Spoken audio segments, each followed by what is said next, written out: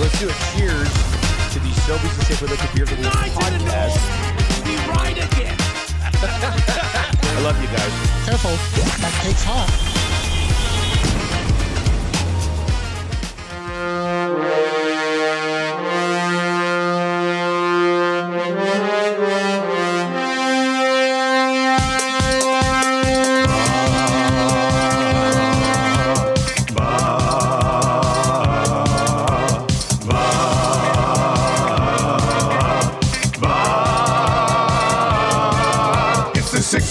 Check-in, come on, let's go. It's the AM Nasty Big Hello. It's about to start AM radio.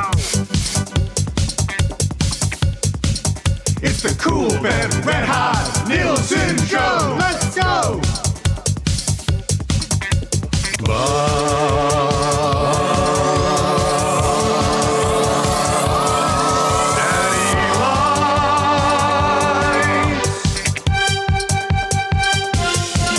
Everybody tuning in, even my wife. Mommy likes too. And those Macromella intros are cutting like a knife. Hey, it's Mitch texting in, he's your dealer for life. Let's crack a 6 o'clock and lager with some sirloin bites.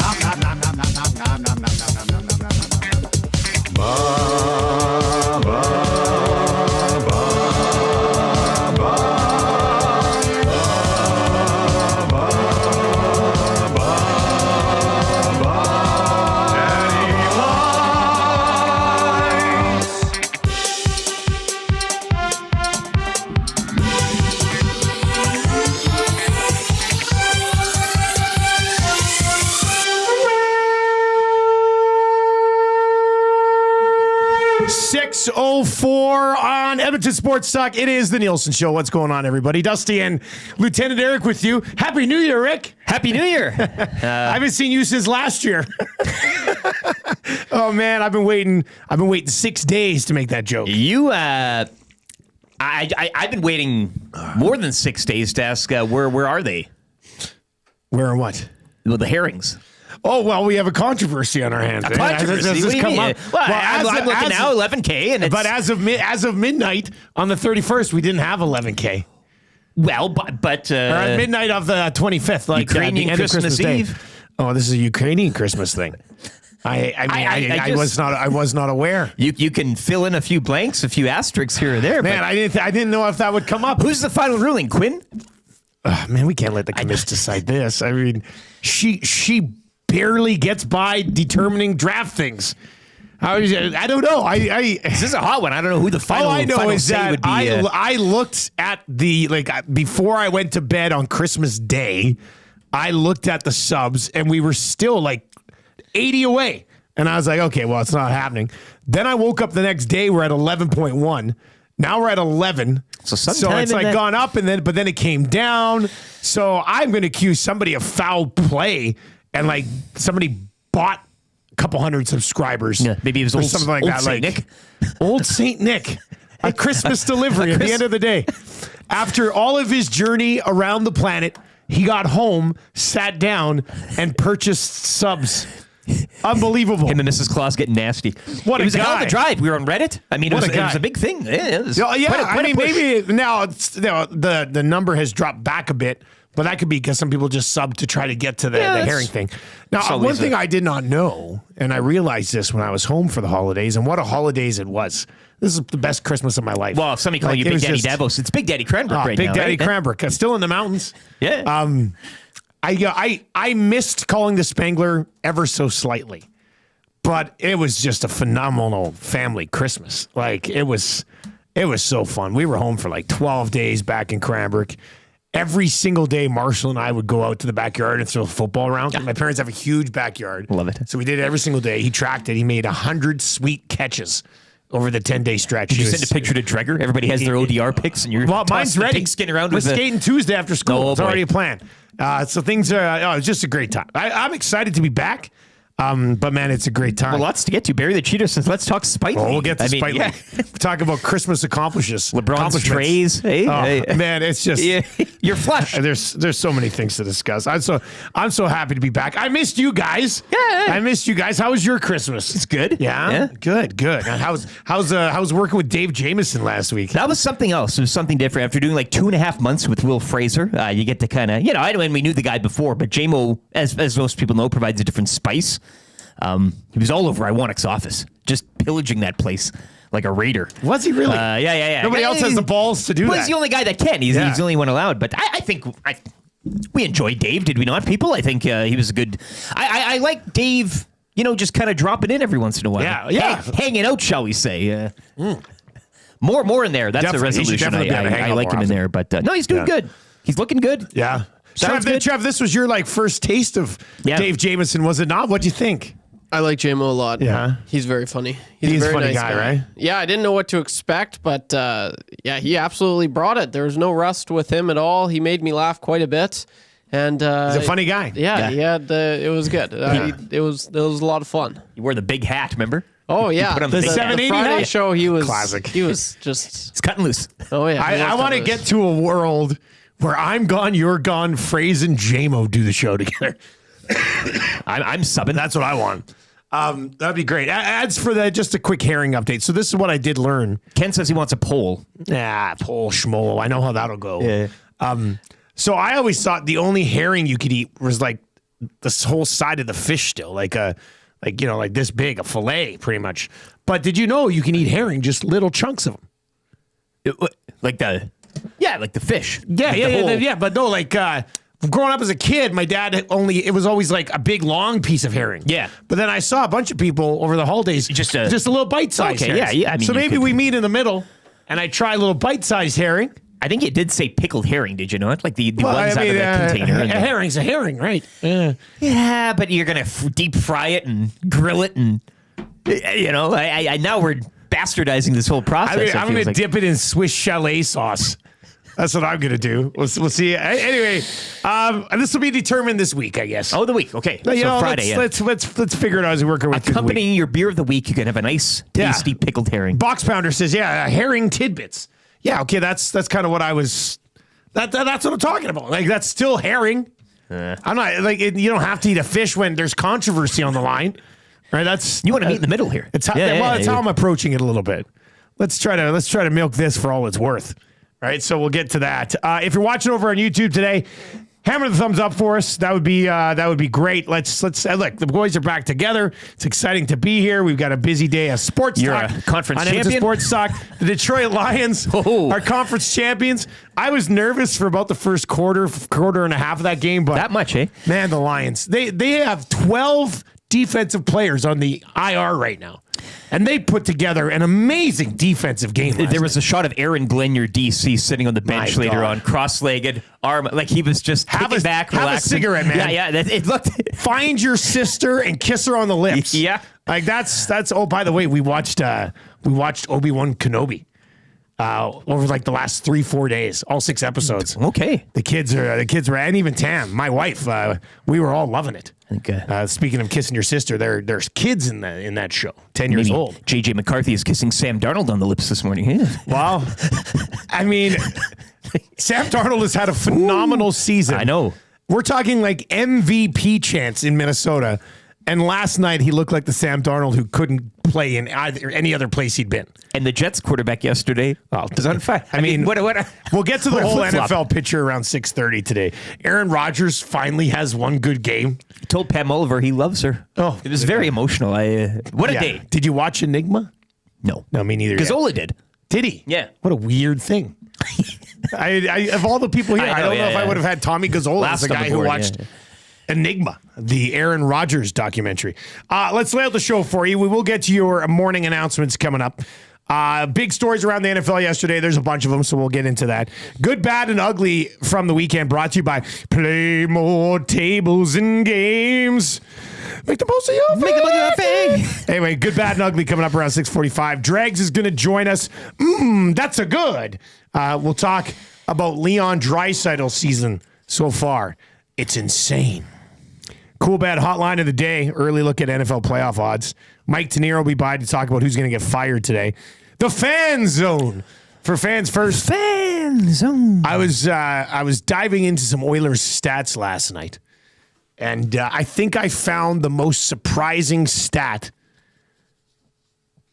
on the team right now last night. I'm going to share it for you at 7:45. It's not a team stat. It'll give you a hint.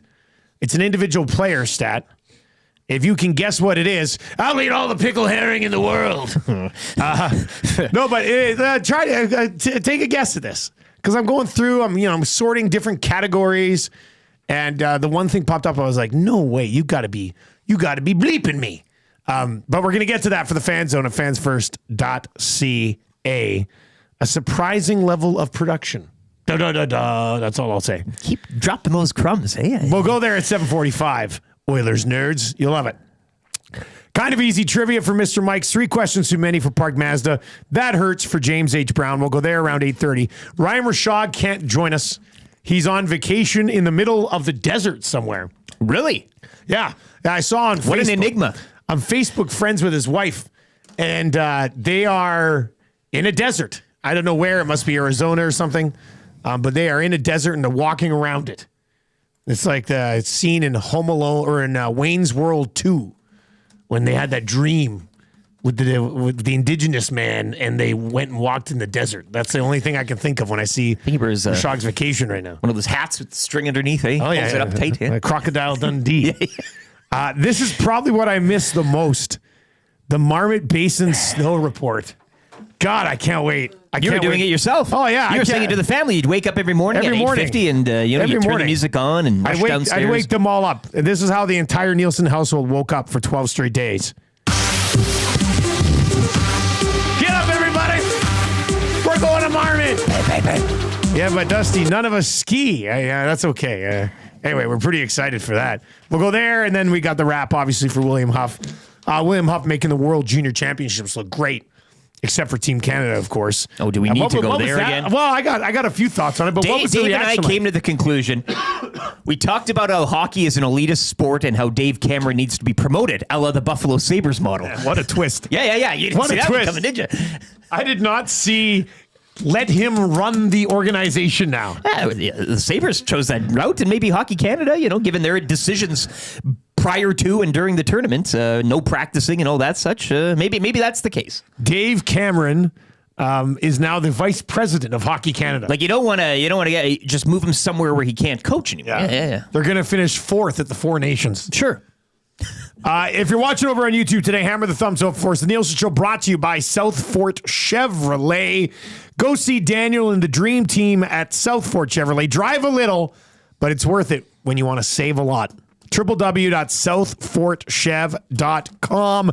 They've got the Equinox, the Trax, the Traverse. They are there. They are waiting for you. And, of course, they got the best deal you're going to get on the 2025 Silverado Customs with payments as low as $199 bi-weekly. www.southfortchev.com. You can text us anytime in the Paris Jewelers inbox. Visit their website, www.parisjewelers.com. Do not pay until 2026 now, right? Because it's 2025. You don't have to pay for a year, so you don't have to pay until 2026. What a time to be alive. Next year. And that's what they call it now. Yeah, and be super cheap. And I don't want to pay for it now, but I really want it. Can I pay you in a year? They're going to be like, yeah, sure, let's do it. One of you will win text of the day for A&W. Why not start the year with a text of the day? Why not start the year with a little A&W? Why not? 2 Mama Burgers for $9.99 right now. Only at A&W. Drive-thrus are open 24/7. And you know what? I think on the most recent lineup from A&W, and if I'm wrong on this, I stand to be corrected or whatever, but the last time I saw a liner from Tina over there, it didn't say almost all drive-thrus are open 24/7. I think the one holdout is now we've got him. I think the one hold, if it was one holdout, I think they've got him. That and now franchisee just finally gave to the corporate pressure. Finally gave in. Yeah, that's terrific. I love that. Welcome aboard. Yeah. Feather is in. It says, guys, is it Ekholm outperforming Bouchard on the power play? Bouchard just flat. Actually, that was a guess that Dan Tenser made. Remember Dan Tenser? Old Tenser, Tenser was Saskatoon great. Blades. He guessed Ekholm having. I even replied with an Owen Wilson gift where he goes, "Oh no, maybe it was Matthew McConaughey." Well, anyway, don't give those out sparingly, essentially though. the Yeah, same yeah. guy. It was wow. That was a gift. Anyway, yeah, Matthias Ekholm has more power play goals than Evan Bouchard this year. That's a weird one. That was not something that I had on the list. Trev's going to look this up. Trev, can you confirm this? I think get the number, but that's not the crazy stat. I've got a crazier stat. But yeah, that one was kind of strange. Mobile Dog Runners and Pet Care Solutions LLC in the nasty chat. What? Can confirm we do have internet in Arizona. Where's Rashog? What? What is so? I've never we just- seen that handle in the nasty chat. Welcome. Now, is that a bot? Do you think Mobile Dog Runners and Pet Care Solutions LLC is a fake account? That seems really strange. I sure hope not, but we I mean- talk about Arizona one time. I know, eh? And the Mobile Dog Runners and Pet Care Solutions LLC pops in. They got dogs on treadmills. It's great. The Muzz got a robot dog for Christmas. What breed? It's white. I don't know. It's a mutt, little eh? white. Yeah. You can run it off a tablet. It's yeah. insane. It was a great Christmas. The Muzz also got a keyboard from my parents. Like a Moog? Yeah. Like it's a good little size keyboard. Like we just have it set up in the living room. Anyway, she's the next Beethoven. You should see this kid on the piano. Good on the ivory. Yeah, I remember every day I say, "Hey, you're tickling the ivories," and she goes, "Yeah," and it's phenomenal. I guess some people are just musically inclined. Twinkle toes, twinkle fingers. Eh? She's terrific. So that's her new thing. I'm raising Beethoven, and then Marshall was just a Lego master throughout the holidays. I saw that Lego candy master. lineup. He's done the whole. Is that the Sarlacc and That's Jabba's the Sarlacc. barge? It's the Sarlacc Come and on the now. barge. Give me the Mos Eisley cantina. And He'll the, be, and the Sarlacc, it closes and you can trap Boba Fett inside. And it's just very cool. So yeah, he had a great Lego Christmas. And of course, as Barry the Cheater was asking earlier on, I did win the Spite League. And I sent the biggest, prickiest message of all time to the league the following day. I titled it, "Thank You and I'm Sorry." And I went in to say thank you to all of them for being inept as general managers. And I apologized for kicking their asses throughout the season. It is by far my greatest fantasy football championship of all time. I think arguably it is the greatest fantasy football championship of all time. No, the Dunya would like a word. The very league that takes a first round pick away from you and then you vow to win it out of spite and you deliver. And how about this? The one guy who was like, I'll just say like the biggest jerk of everyone in the chats when the controversy was going down at the beginning of the year. I played him in the semifinal and he put up 144 points, his highest total of the year. And I still beat him by 20. And his 144 would have won the other semifinal by like 35 points. So That hurts. suck it. Ha! And then in the final, I won 170 to 100. It was a no sweat. What can I say? I've never wanted anything more than a Spite League championship, and that includes like the moment before proposing to my wife. Yeah. I would have been more okay with her saying no than losing the Spite League playoffs. Your Aaron Glenn sitting on the bench last night in the fourth quarter. Legs crossed, hand over the back. You should have seen it. Like, Do you think they learned their lesson? Do you think lesson learned? Like, did anybody reply to anything? a few people. Or was it just did. radio silence? Well, I mean, they should be silent. I know, yeah. I mean, come on. I have Bijan Robinson, Jahmyr Gibbs, and Derrick Henry in a 16-team league. You guys suck. It's as simple as that. What a night by Gibbs again. I know you didn't need him last night, but boy, oh boy. That guy's a freak. That guy is an absolute freak. I think somebody put the crown on his head following the fourth. Eh? You should. You should. Anyway, You're now a fan of two kings now. you know what happens in like when highly educated people have email signatures and they list all their BAs and PhDs and all that? I'm just going to have Dustin Nielson, Edmonton Sports Talk host, Spite League champion. No. Straight to the front. Think so? Spite League champion / Right to the Yes, front. yeah. Now, I might do that. Just for the that month. At least Just for would the month. start Yeah, a yeah, conversation yeah. of, hey, what's Spite League? For those who aren't familiar. I think that would be great. Let's get in your morning announcements here for 100.3 The Bear.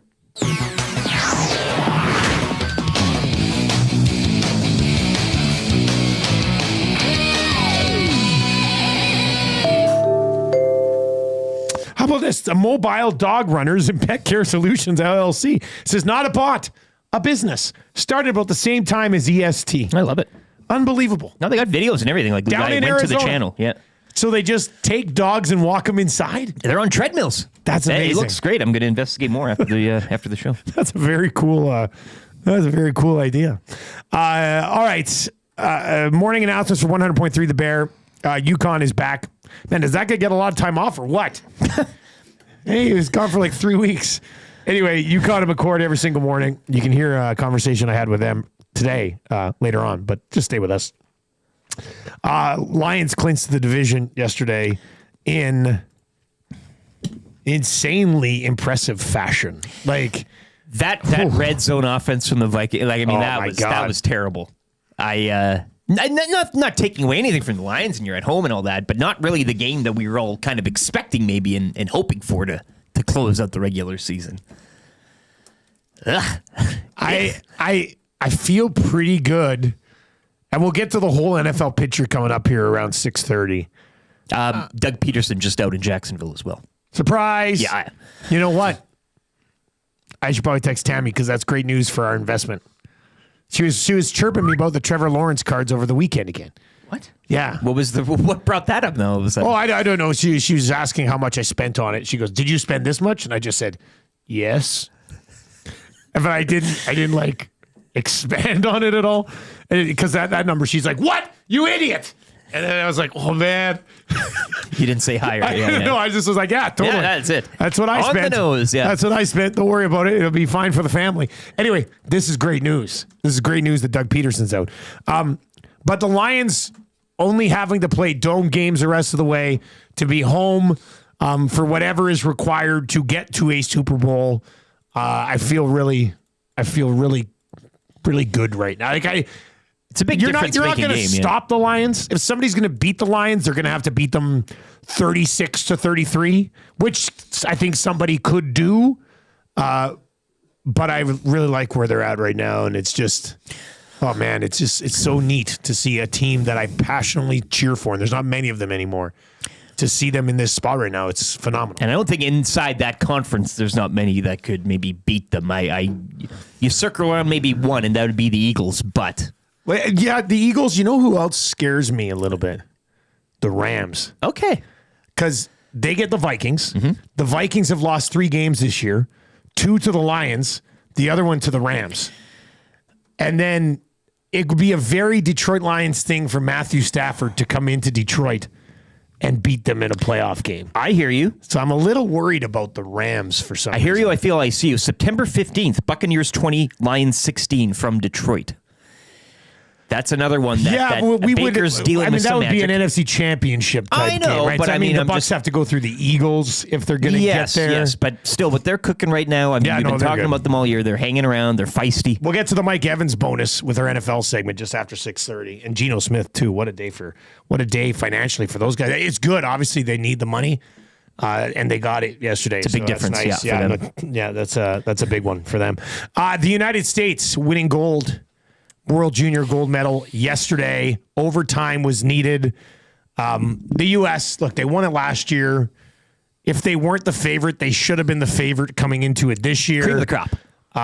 They got some really talented players on that team. And if it wasn't for the Finnish goalie, I mean, they should have won in overtime like 3 or 4 times before they actually did yesterday. What can you say? Tip your hat. The United States have a really good junior program. I mean, And going for it's- 3 in Minnesota next year, Yeah. which will be huge. And that'd be big. Like Sets for it all up. them to Yeah, yeah, have yeah. a three-peat on home ice. Yep. That would be pretty impressive. Maybe by that time, we'll be them anyways. You think so? Well, I don't know. I don't know what's going to happen with the Hockey Canada junior program. Like, I tweeted out after their loss. I was like, what is it? Like, like, I get it. A lot of our better players are playing in a few of them. I shouldn't say a lot of them, but, Celebrini, these guys aren't available. They left a lot of offensive players off the team. and it was a team that needed more offense, so not necessarily a good look. But you watch that Canadian, like last night, you watch the U.S., and you watch Perreault and Leonard, and Canada just didn't have any guys on that level. It's as simple as that. Like, Gavin McKenna should be a special player next year at that tournament, but he wasn't a special player this year. And nobody else in that Canadian team would be deemed as like a special talent. It might be like they were just very, kind of cookie cutter. Like it was, I don't know. They didn't deserve any better. Like I didn't think they did. It was disappointing. Some young guys, and I think Button alluded to it prior to the tournament we had him on, and he said, they'd be better than not podiuming. I maybe would have expected them to get some sort of maybe a bronze or something, but team selection. You mentioned a few younger guys, so maybe the future is a little more bright next year. But we had our symposium Friday. We can get into it again. Yeah, what was the official ruling outside Dave of Cameron took Dave a lot of Cameron? heat. The coaching, the lack of practicing, I guess, the team selection. We weren't really going into. I know Mac Romella, you saw him on the TV, did you? He had his little 5 seconds of fame on the camera there with the flag and everything. I saw that. Yeah, he was talking about officiating, but I don't think you view it in such a fishbowl of in that game the officiating. They did take a lot of penalty minutes during the tournament, almost double of the shooting percentage was extremely low. They were near the foot of the class. yeah. So those two things to look at, but I think Cameron in the team selection kind of maybe took the forefront. What say you? What do you think? Where's it at moving forward with this Canadian junior program? Back-to-back quarterfinal losses to Czechia. First time ever. And the U.S. goes back-to-back gold medals. First time ever. And good for Czechia. They get the bronze, pair of Oil Kings on that squad. Yeah.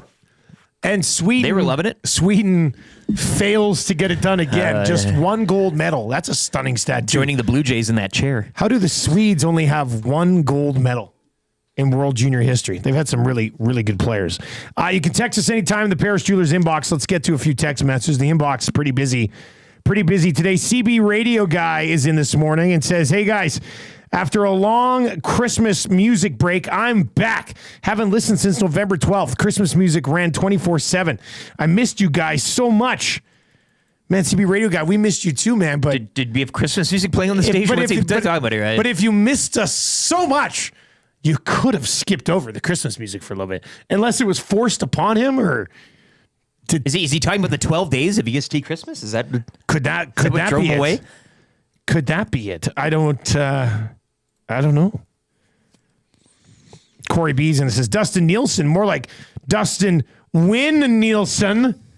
Put a W-I in front of my last name. That's pretty good, actually. I like it. I like it. JCD780 says, is there room on the Lions bandwagon? Signed, a sad Bears fan. Bears fan, too. Within the division? You're going to mess around within the division? Now, if you're going to have a number 2 team, you can't at least be outside of the division. And hey, what are you sad about? You beat the Packers, right? Yeah, right? Big win. Huge win. I think Cook's in the email, Fire LaFleur, he had it on the... Yeah.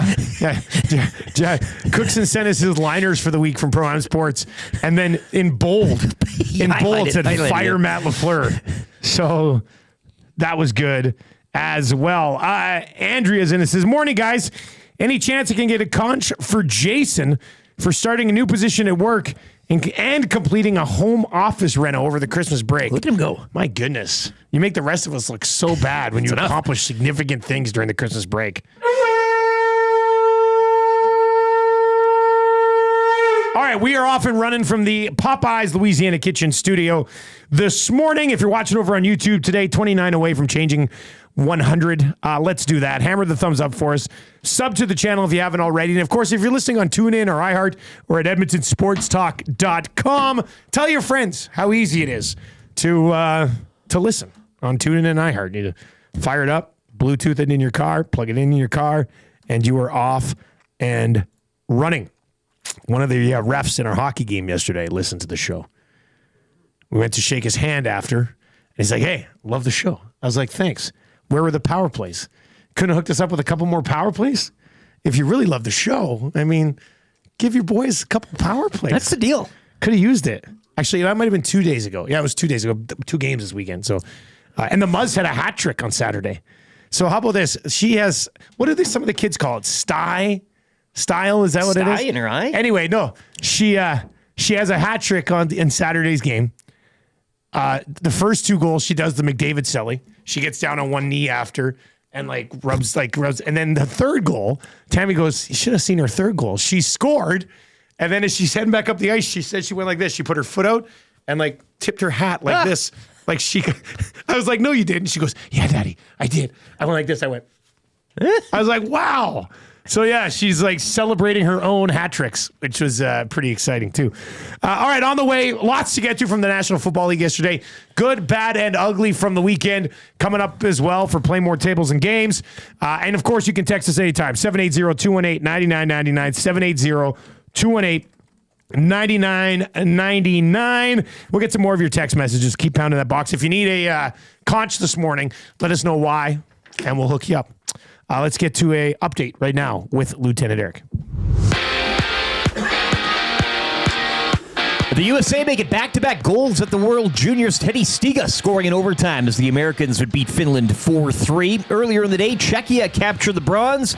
They'd beat Sweden in a shootout 3-2. The USA will host next year's tournament down in Minnesota. NHL picture from yesterday, Sebastian Aho scoring in overtime, leading Carolina over Pittsburgh 4-3. Leafs also winning in overtime 3-2 over Philly. Toronto have won 4 in a row and 5 of their last 6. Rangers 6, Blackhawks 2. Frankie Vetrano, fresh off his 3-year, $18 million extension. He scored a pair as the Ducks top Tampa 4-1. And the Bruins, they have lost 4 straight following a 4-3 overtime loss to the Islanders. Edmonton continues its 4-game road trip tomorrow, and Boston will aim for their 4th straight win following Saturday night's 4-2 win out in Seattle. 4 games dot the NHL schedule tonight. The Oil Kings, they lose on home ice yesterday, 4-3 in a shootout to the Hurricanes. The 5-game homestand continues Wednesday against the Saskatoon Blades. Jahmyr Gibbs, 4 total touchdowns. Sam Darnold going just 18 of 41 as the Lions capture the NFC with a 31-9 pounding of the Vikings. The loss means the Vikings will visit the Rams next Monday in the wild card round. Earlier today off the field, the Jaguars firing head coach Doug Peterson. And in the NBA, the East-leading Cavs have won 10 in a row following a 115-110 win over Charlotte. The Hornets have dropped 10 straight, and the West-leading Thunder, a franchise record 15 straight wins as they defeat the Celtics 105-92. Raptors are back on the court tonight. They're at home to the Bucks in one of 9 games around the NBA. Sports Update brought to you by Nisku Glass. We want to thank EST and all the listeners and viewers, and what better way than to give them a deal.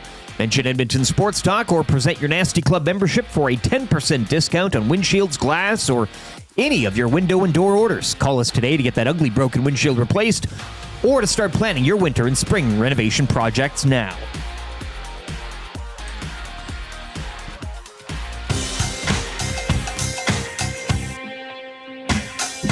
What say you? A nasty crew. We got the Nielson show flu. Well, there's nothing we can do about it. What say you? A nasty crew. My wife thinks I got better things to do, but there's nothing I can do about it. We're tuning in on TuneIn, we're listening online. We catch up with the podcast when we fall behind. We're texting in the nasty chat, what's on our mind. 780-218-9999. No more interference from corporate interest. Just Tutti and Eric and all of the bad cats. Like Brzezinski and Noodles, Gadget and Gagin. Maybe just but a cool band to make a little wager. We can't wait for the Monday mandate. Shaggy's always on time, Tommy's always late. Would you like a cup of tea? Forget about the old place. Hey, we were number 1 in the text race. We don't miss all the commercial breaks, but we sure miss Nickelback today. We wanna hear some hot takes and we wanna hear Renee. Wanna hold the neck up when I wanna kiss away. Beat left the tire fire and remember that name. We love every goal song, but what about the games? Macramella, Rapaport, Dreger and Tanier. It ain't Christmas season, but they sound like reindeer. Button and my cousin and the tales of the North. All about them give me present, Dusty go forth. What say you? AM Nasty crew. We got the Nielson show flu. Well, there's nothing we can do about it. And there's nothing we can do about it. And there's nothing we can do about it. 6:37 with the Nielson Show. Thank you very much for being here today on Edmonton Sports Talk, kicking off another great day on EST. Nielson Show brought to you by South Fort Chevrolet. Drive a little, save a lot. Visit their website, www.southfortchev.com. We've got the hangout from 9 to 11 today. The lock shop with myself and Huss, both of our teams on buys this week in the National Football League. Oh, boy. Can you imagine Huss, though, that I know the Chiefs weren't playing for anything but shutout, and that yard, I know the Broncos needed that. That was like, you don't want to kind of. Well, he'll brush it off today. Oh, sure. Yeah. But anyway, lock shop from 11 to 12, oil stream from 12 until 1, EST afternoons with Hernan Salas and Joaquin Gage from 1 to 3, and of course, the Reed Wilkins Show every single day on your way home, 3 to 6 right here on TuneIn, iHeart, and at EdmontonSportsTalk.com, and of course, over on YouTube. Big Tuna says, Dusty, are you trying to grow the afro again? It's been a while since I got a haircut, and I think I'm going to ride it out for a bit. I was looking at it last night before I went to bed, and it was sticking up. You got pretty the beard good. going? Yeah, the beard's here to stay for a while. But I don't know. I'm trying to figure out if I want to get like some the wings coming out of the hair. Wings? Yeah, I don't know. We'll see. We'll see where it goes. I was telling Rick earlier, I have a new laptop. Remember the other laptop had been giving me some issues. It'd been a little hit and miss. risers, you got hydraulics. That brings it up. This is a dual screen. This thing is sick. It's a dual screen laptop. The keyboard is right here. It clicks back on and covers over the second screen. So this is the keyboard, and then it can be a regular laptop, or I take it off and it's a dual screen, and then it can stand up like this if I wanted. This thing pops out here. Can you turn it around and just kind of show? Is that possible? Yeah. It's like Steve Kornacki. It's awesome. You could have done the NFL playoff picture, moving everything around to what needs to be done. Yeah. So now I can just like this and be like, oh, snow report. Stop the snow report. Like it's pretty sick. This thing is very cool. So it ties in nicely. But with that being said, I'm a little nervous because I haven't done the show on the new laptop yet, and we're trying to figure it out a little bit still. Be like J-Mo on Friday, just hit buttons. He was loving the Roadcaster. He was just was he just hitting a bunch of funny things? Yeah, just experimenting. Okay, yeah, you know what? I like that. Just go That's for important, it. especially J-Mo. You haven't been in a while. Why not? But this laptop is sick. Yeah. I love it. It's just sleek look. Yeah, I decided to treat myf. That detachable keyboard, you could probably go in the other room and type things. I could. Yeah, it's you Bluetooth. can type for me, right? And let's see here. How much battery percent? I might have to plug it in at some point. Yeah, I'm going to have to plug it in. I got about 2 hours left. So we'll figure out. I think there's a few logistics that we still have to take care of. But I think it's going to make things a lot better because now the bottom screen is just all of our hotkeys and stuff, right? So if you're saying something, I want it to step over top of you. Oh, look at LeBron! Boom, just like that. Not with the right. Real nice. Old conch. Hold on to your butts. Inconceivable. I'm your huckleberry. You got them all. Oh, yeah. This is good. I think it's going to make the show a heck of a lot better. So that's fun. All right. 780-218-9999. 780-218-9999. Yag Tech is in. This has to be a bot as well. I've seen this one before. Does this guy ever shut up talking about himself? Now, do you think Yag Tech is just jealous of my new laptop? And it's a dual, right? Because you started talking about it, now he pops up. I hadn't talked about it yet. Yeah. I feel like it's a bot. And unlike the dog walking one, no content. So I would assume only such that it is a bot. Yag Tech. Get yourself an Asus ZenBook Duo, and then talk to me. Well, if I'm hawking it now. I only talk to people with ZenBook Duos. Was that in your stocking too, or was that kind of like? No, this was just I've wanted this for like 4 months. Yeah. It was like the Wayne's World guitar when he would go in and then not buy it. I was in a Best Buy like every day looking at this thing, being like, oh, this could be real. Breathing at the shop window. Yeah. And then finally I went in and he said, oh, are you looking at it again? I pulled up a bunch of cash and said, not today, good sir.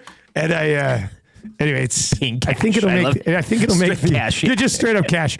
Keep the change. I think it'll make the show a little bit smoother. Todd Gack asks, is dual screen, is that even possible? He still can't believe it. Yeah, even after you showed him. Todd Gack it's insane. Like you put this keyboard, this Bluetooth keyboard back over top of the bottom screen. You're like, oh, it's a regular laptop. You wouldn't even know. And they go, oh, is it? Boom. Not today. Get an ambulance, but not for me. Yeah. Right? Yag Tech. All right, we got the good, bad, and ugly from the weekend coming up. Dreger's going to join us just after 7 o'clock this morning. 780-218-9999. 780-218-9999. Coming at you from the Popeyes Louisiana Kitchen Studio. 8 likes away from changing 100. So let's hammer that. We'll get there. All right, NFL yesterday. We talked about the Lions getting by the Vikings. That was big. The Broncos clinch a playoff spot.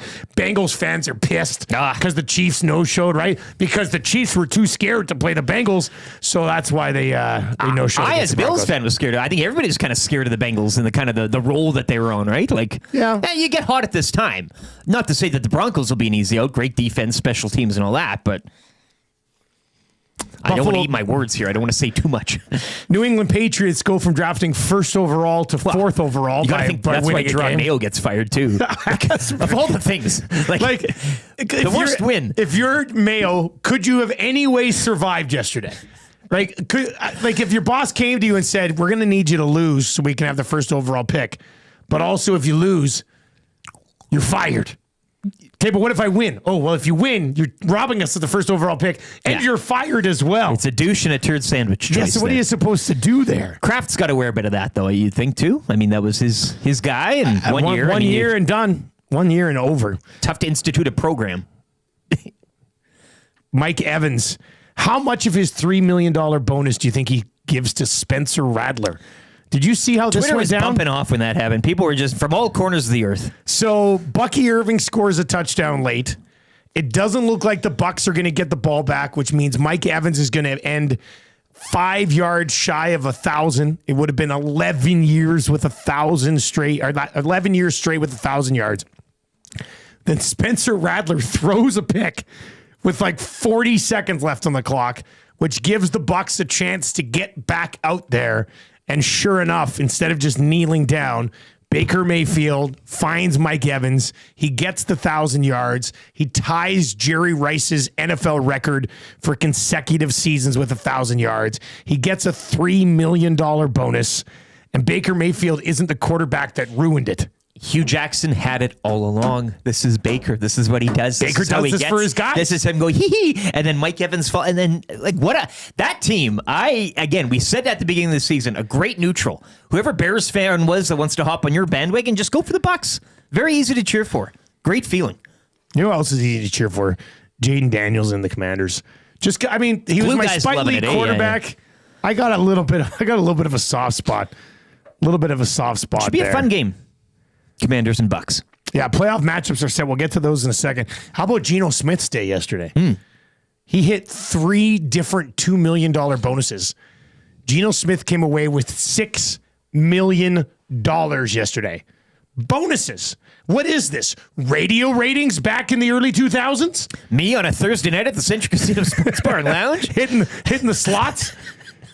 God. Anyway, $6 million in bonuses for Geno Smith. Not bad if you can get it. Pretty good. Not bad if you can get it. Here are your playoff matchups, and we'll dive into this a little bit more as we work our way through the show today. Mike Tanier from 2 Deep Zone is going to join us just after 7:30.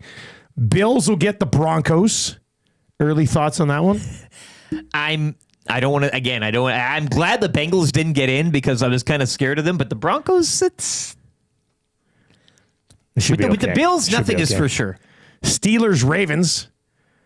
Good divisional game old there. Grudge match, right? That'll be. We'll take a look at all the odds with CoolBet when we hop in there around 7:25. Texans Chargers. I saw a tweet for like the past 20 years, and I'm exaggerating a bit, but the Texans always play Saturday in this time slot in the wild card. Right? That's it. It's always that's the Texans game. Texans Chargers. I think I like the Chargers in that, but anyway, we'll see where that game goes.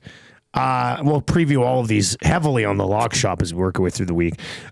Eagles will play the Packers, the Bucks, and the Commanders. That's an interesting game. Sunday nighter too. It's nice to know that one of the Bucks or Commanders will be in the next round. Yeah. And then the Rams and the Vikings. And once again, as we mentioned, the Vikings have 3 losses this year.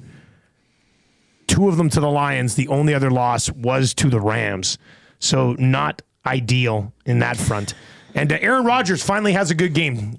Took an entire season. Yep. Finally has a good game. Yep. Said after he knows he can keep playing, but it comes down to desire. Yeah, he said he's going to go back west, think it out, but start talking as of today, I think. Oh, wow, already? So, yeah, we're not resting. Okay. And I did see a couple of tweets. Who was it? Was it Greg Olson saying, a few teams yesterday taking note. About Aaron Rodgers. About that performance. Yeah, you definitely want to do that. That performance. Yeah, I mean, we put a lot of stock into the results yesterday, do we not? Can you imagine? Oh, please. The New York Giants have released a statement this morning.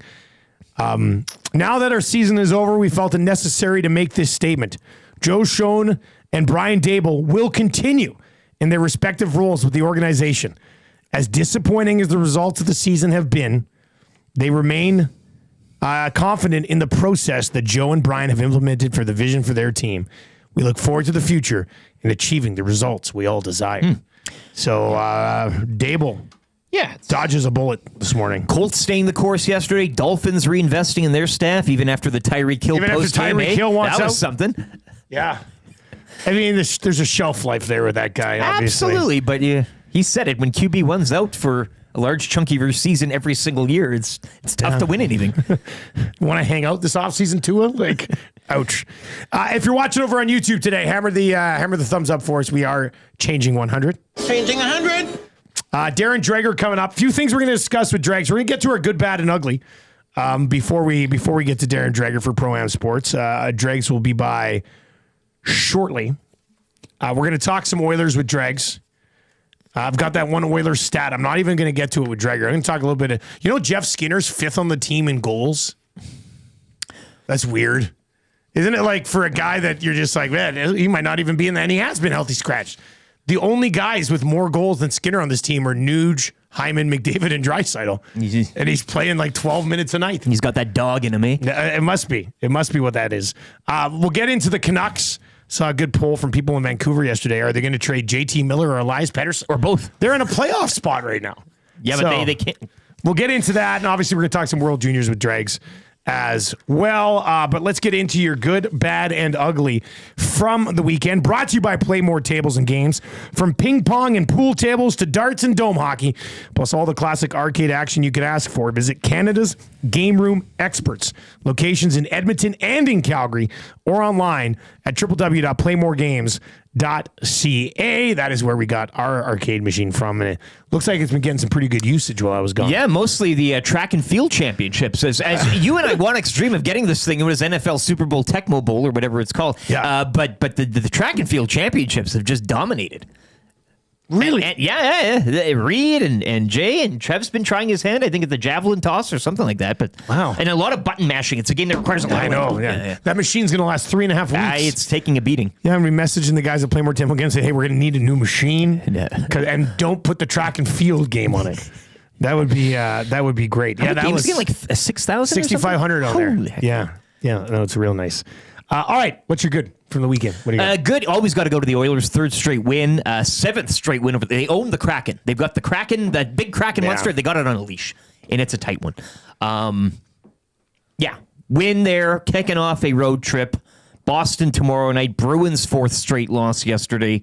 So things looking good for the Oilers right now, coming off those 2 post-Christmas California losses as we sent the listener on the trip there, the EST flight in LA. And Didn't I don't know look which like he had a game. great time. Yeah, but I mean, still, it was a little rough after the Christmas, but Oilers heating back up again, 3rd straight win, 7th of the Kraken. I do want to get to, too, and I know we won't talk too much today, but the PGA Tour, Taylor Pendrith hitting an albatross yesterday. What? His 8th career albatross. 3 hole-in-ones included as well. And it was the first ever albatross at the Century down in Hawaii. I love watching that West Coast early PGA Tour. The weather's beautiful. It's cold outside, but you're on your couch. They got the Hideki Matsuyama. He was like 30 under. Like, it's just great scores. They need to. I love it. But yeah, an albatross. I don't want to gloss over that for Taylor Pendrith. I had a couple different things for the good, bad, and ugly today. Okay, so this was interesting. Victor Wembanyama, coming into the league with a ton of hype. The Spurs are in a playoff spot right now, but I don't know if you guys saw this. It popped up on social media over the weekend. Trev, did you see this? Is it his stats more rebounds than Hakeem, it's more like, 3-pointers than Curry? Steph. And more points than LeBron. Yeah. Like Wembanyama in his first 100 games has more points in his first 100 games than LeBron. Hit more threes in his first 100 games than Steph.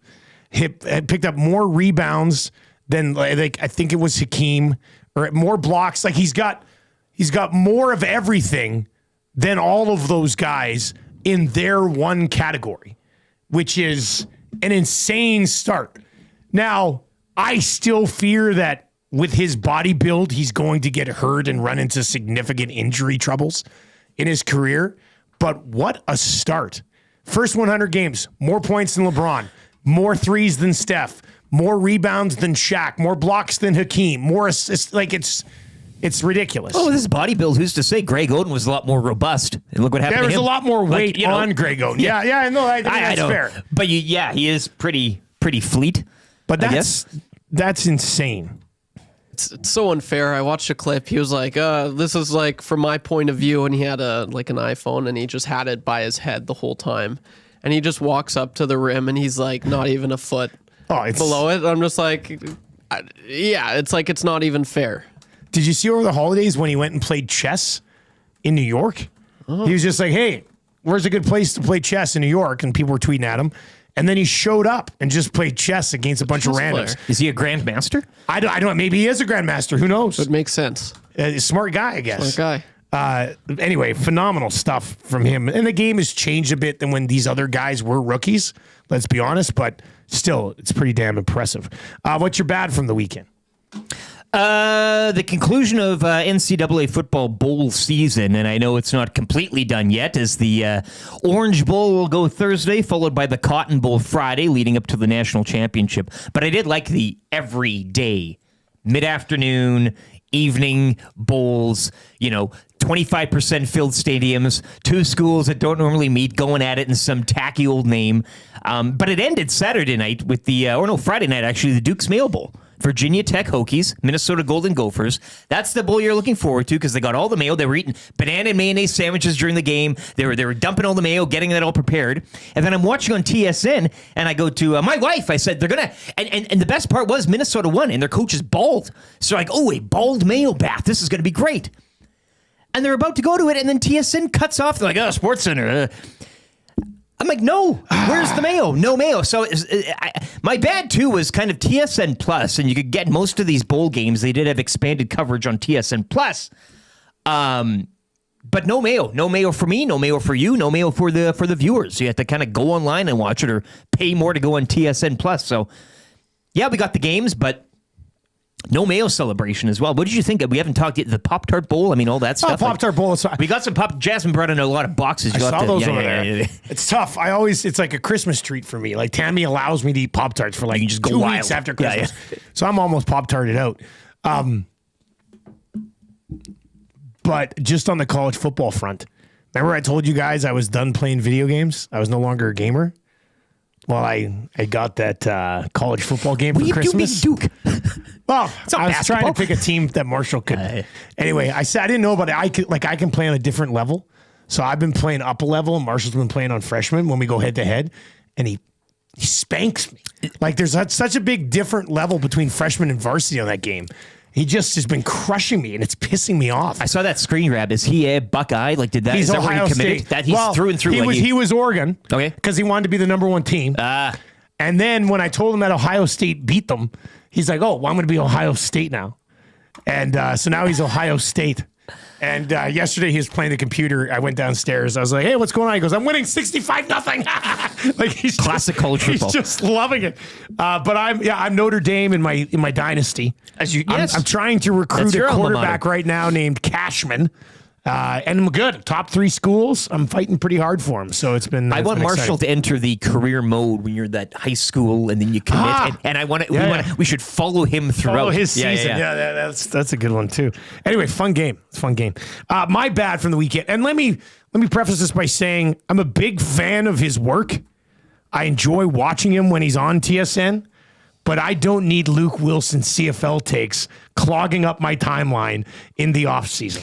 The limiting punts in the Canadian Football League to 5 per team. What are we doing? And then Rod Peterson calls for Luke Wilson to be the next commissioner of the Canadian Football League? Yeah, triggered you, did it? Am I taking crazy pills? What's going on here? Look, I'd rather him than Davis Sanchez, but that's just my personal What's thing. going on here? What are we talking about? I want to get into it more. I probably shouldn't, so I'll just leave it at that. But some takes deserve not being said. That was one of them. And let's move along. You should just be happy an NFL guy is talking about the CFL and mentioning it. Well, he should be the commish. Word of the mouth. He should be the commish. Yeah. Yeah, I saw that thread. Come on. All right, the ugly. What are you going with, the ugly from the weekend? It's got to be last night, and the taste still in the mouth of Vikings fans. Sam Darnold in that red zone offense was ugly. It was prime time. It was this big game. I mean, I know week 18, some teams trying to avoid the first overall pick, some teams trying to get into the playoffs, but this was your two heavy hitters, a combined 28 wins for both going at it, and not showing up. Not good in the prime time, overthrowing, underthrowing the whole bit. The offensive game planning. Credit to the Lions and what Aaron Glenn brought to the table. Both Glenn and Johnson reported this morning the Bears are looking at and will be interviewing as HC. But yeah, that was ugly last night from the Vikings in such a looked forward to game and all of that. And maybe the JJ McCarthy and no extension for Darnold, that type of thing. And maybe the whispers kind of got to him and he was seeing ghosts, as they say, on the field. I saw a lot of ghost tweets last night, yeah. My ugly's not necessarily from the weekend. It's from the Christmas holidays. I got an invite to play in this poker tournament with CoolBet. It was a Canada-Costa Rica qualifier. When the top two people won a trip to Costa Rica to play in like a Costa Rica poker tournament. There was only 10 of us in this tournament. The top two spots would win a trip to Costa Rica. Trev, what are you up to here? My uncle won the last one, and he was like, he won our tournament, right? Yes, yeah. And he qualified for this tournament as well. Oh, so did he? He was in it. And then, were you Yeg Nielson? Yeah. Okay, yeah, continue. Because he told me, he was like, is this Dusty? And then, yes, continue. So I get invited into this tournament, kind of short notice, but I was Yeg Nielson. I was like, okay, yeah, you know what? I'm going to play. Better than Yeg Tech. I'm going to play. And I'm talking with Tammy. I was like, should I try to win this and win a trip to Costa Rica with CoolBet to go? And so I was like, yes, I'm going to try to win it. I was out 8 minutes in. 8 minutes in. I was out. I'm sitting there with my whole family. My mom and dad are like, my boy's going to win a poker trip to Costa Rica. Hands on your shoulders. Yeah. The tournament started at 8 o'clock. I was out by 8:08. Oh, it sucked. I guess I would probably change things now, but I had Trip Queens. I was just like, this is it. I was going against Cowboy. If you had played in our tournaments at all, you would know Cowboy. I think he's a Winnipeg Sports Talk guy. I had Trip Queens.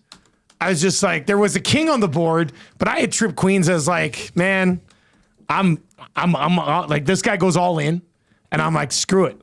I'm calling him. I'm not going to fold trips. And then sure enough, the only hand that could have beat me was Pocket Kings. And he flips over Pocket Kings and knocks me out with my Trip Queens. Because there was a king on the board. I was like 8 minutes in. It was so embarrassing. I felt like such a loser. My brother-in-law and sister and my nieces, like they were all like, Uncle Bubba's going to win and I go out 8 minutes in. It was sad. Well, they're still talking about her on Cranbrook, I think, eh?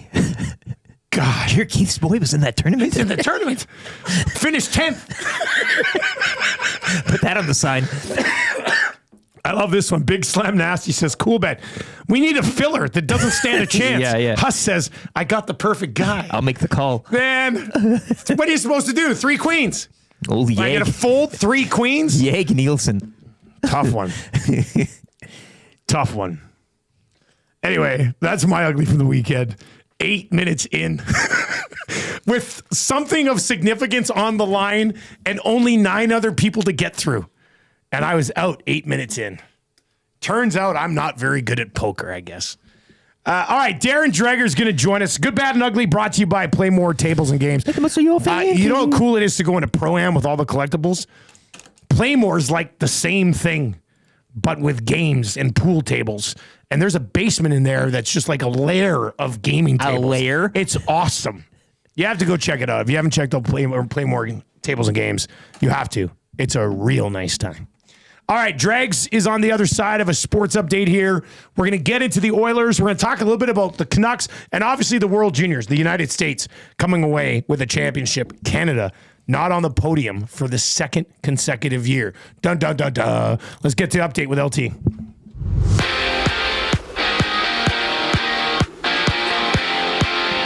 Canada failing the podium for the second straight year. USA, though, back-to-back golds now. Teddy Stiga scoring in overtime. Americans over Finland 4-3. Earlier in the day, Czechia captured the bronze, beating Sweden in a shootout 3-2. The World Juniors will go stateside next year as the USA will host next year's tournament down in Minnesota. The Edmonton Oilers continue their 4-game road trip tomorrow in Boston, where they'll aim for a fourth straight win following Saturday night's 4-2 victory over the Kraken. The Bruins, they've lost 4 straight following a 4-3 overtime loss yesterday to the Islanders. Elsewhere, the Ducks top Tampa 4-1. Rangers over the Blackhawks 6-2. Leafs winning in overtime 3-2 over the Flyers. And the Hurricanes also overtime victors 4-3 against the Penguins. The Edmonton Oil Kings losing on home ice yesterday 4-3 in a shootout to Lethbridge. Their 5-game homestand continues Wednesday against the Blades. Jahmyr Gibbs 4 total touchdowns. Sam Darnold just 18 of 41 on the evening, as the Lions capture the NFC, pounding the Vikings 31-9. The loss will send the Vikings to LA next Monday to take on the Rams in wild card round action. Earlier today, the Jaguars moving on from head coach Doug Peterson. And over to the NBA, the Raptors are back on the court tonight at home to the Bucks in one of 9 games. Yesterday was the West-leading Thunder defeating Boston 105-92. OKC have won a franchise record 15 straight. While out east, it was the Cavs picking up their 10th straight win, 115-110 over Charlotte.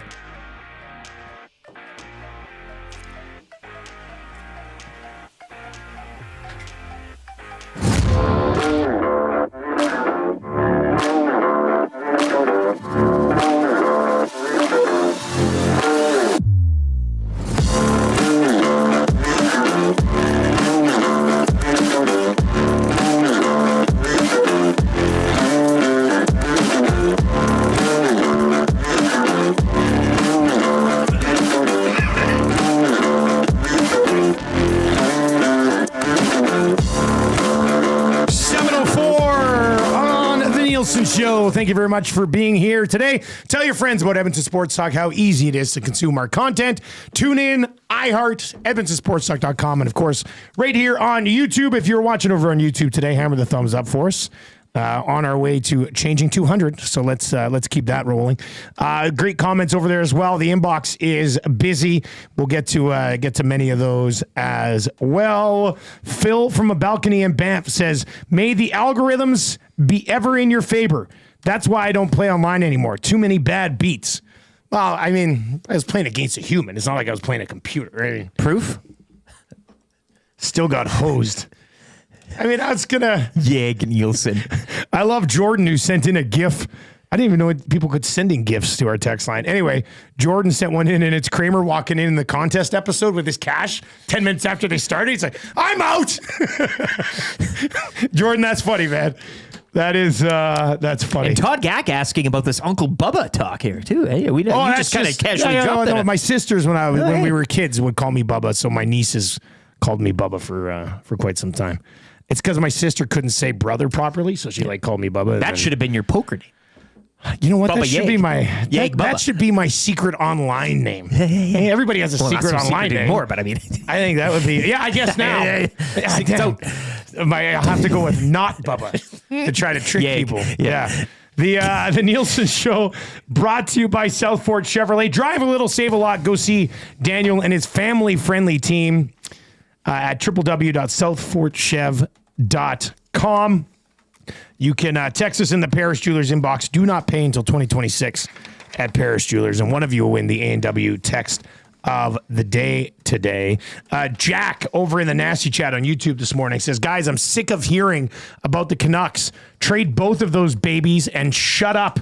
Wow. Wow. Okay. Well, we're going to get into the Canucks a little bit. We're going to talk some World Juniors and talk some Oilers as well with Darren Dreger, which is brought to you by Pro-Am Sports, your locally owned sports memorabilia and apparel specialist. Check the website for details on a private signing with Oilers D-man Matthias Ekholm.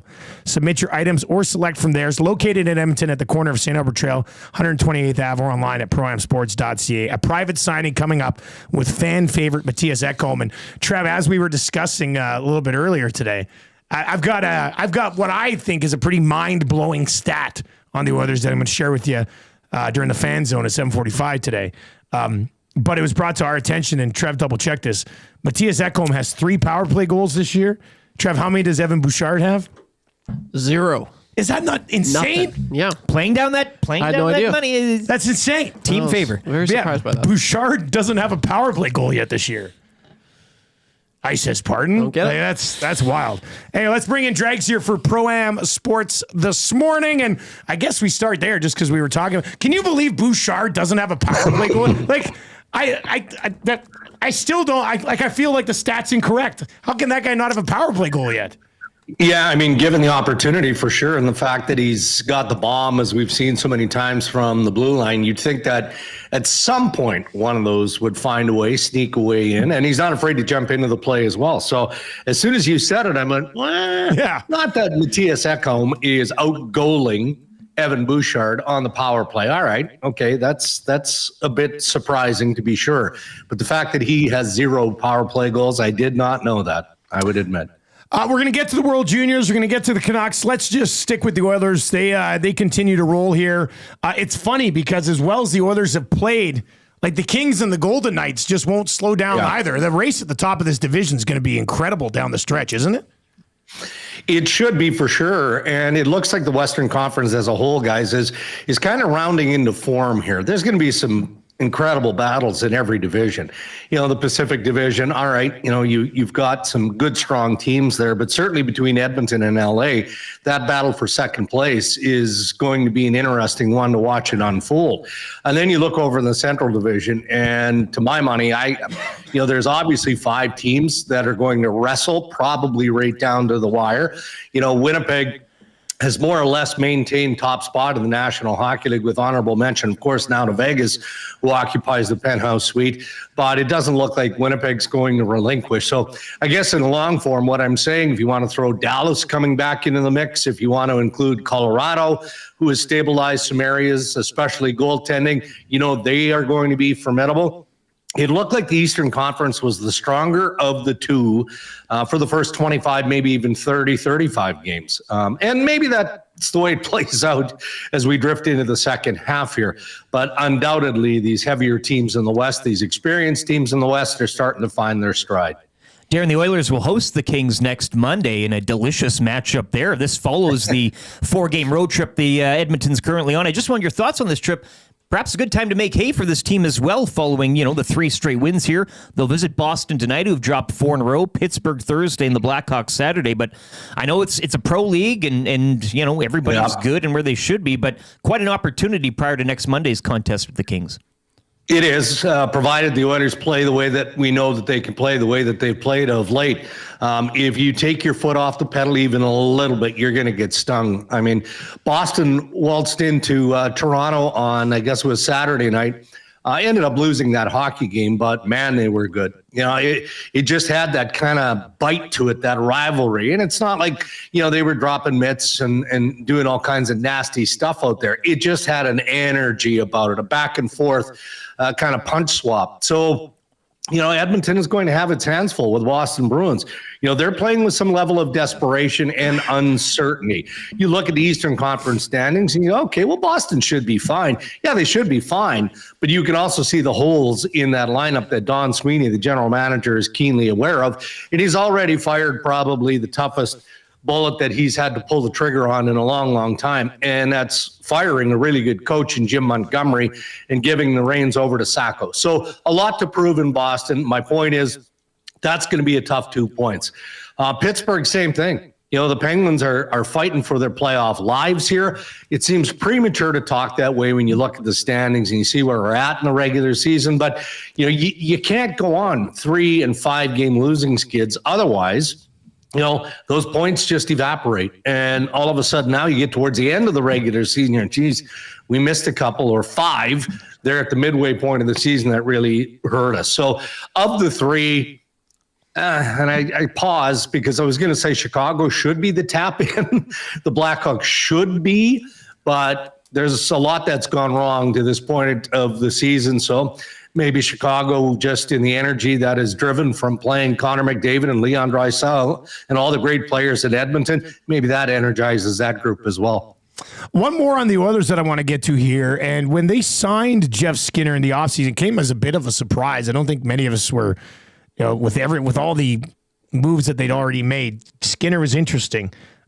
He's 5th on the team in goals. Like the only guys that have scored more are Nuge, Hyman, Draisaitl, and McDavid, which is essentially power play 1. He's also a team worst -10. He's been stuck in the bottom 6. He's been scratched. I don't know if he's going to get another crack in the top 6, but like I said, he's also 5th on the team in goals. He's a little bit of a mystery of a player, isn't he? A little bit, but if the Oilers saw this as a mystery, then that's a mistake on their part because, look, Jeff Skinner has proven that he can create offense. He can score goals, to your point here, Bubba. But I mean, it has to go beyond that. It does. See, I pay attention. Yeah, when I'm sitting there on hold, I pay attention. They were shopping in the low rent district, and I'm sure there are Oilers fans out there that say, okay, well, you're effectively getting a one-dimensional player, and we're a cap team that lost 2 really good players to offer sheets to the St. Louis Blues. Can you really afford to miss on any player, especially a player that you were hoping could fit in your top 6 to help the big boys? And I guess the short answer to that is no, you can't. Defensively, though, Skinner has been a liability for a long, long time. That is not his strength, and the Oilers knew that when they brought him in. But, he's at a point in his career, too, where, he has to understand what he has to do to stay in the lineup on a consistent basis. And that can't be just about scoring goals. It has to be about being a more effective, responsible player. So for me, that's more on Jeff Skinner than it is Edmonton, because there isn't a team in the league, especially cap teams, that don't go to the reclamation pile in the offseason and look at opportunities like Skinner and say, oh, geez, you know what? I think we can make this work. Again, the Leafs did it with Max Pacioretty. They did it with other players. The other players and Pacioretty in Toronto seem to be faring better. Darren Dreger with us on the Nielson Show this morning, brought to you by Pro-Am Sports. I was on Twitter last night. We'll get to the juniors in a second, but I was on Twitter last night, and one member of the Vancouver media had put out a poll that said, should they trade JT Miller or Elias Pettersson? Or both, I think was the other option. Yeah. They're in a playoff spot as of today. They hold on the second wildcard spot, I think. It's something have to give there, Drake's. Like, are they going to do something of significance? Well, they're going to do something of significance. What we can't know as we're having this conversation is exactly what that is and whether or not it's going to involve one or both of these guys. I think it's probable, highly probable, that one of these players is going to be traded. It is possible that both can be moved. There's been lots of reporting on this, certainly locally in the Vancouver market, understandably so, and nationally as well. I mean, it's must watch for those of us in the national insider business. But again, I think what's damming this thing up is where we're at in the season. And if you're trading Elias Pettersson or you're trying to convince JT Miller, which they haven't yet, they have not approached JT Miller to say, we'd like to move you, so we'd want you to consider waiving your no-move clause to team X, Y, or Z. They have not done that yet. Is it possible they do that? Sure it is, if they get the right fit and return is something that they can live with on a longer-term perspective. And they're just not there yet. But, you look at the Vancouver Canucks, it's been wild with that organization all season long. And fellas, when I tell you this, believe it, we don't even know the half of it. We don't know the half of what's, and I'm not talking about just JT Miller and Pettersson, because look, when these two guys come out and speak to the media several days ago and say, look, whatever, you guys, you don't believe what we're saying. We're telling you that it's not a big deal. It's not a big deal.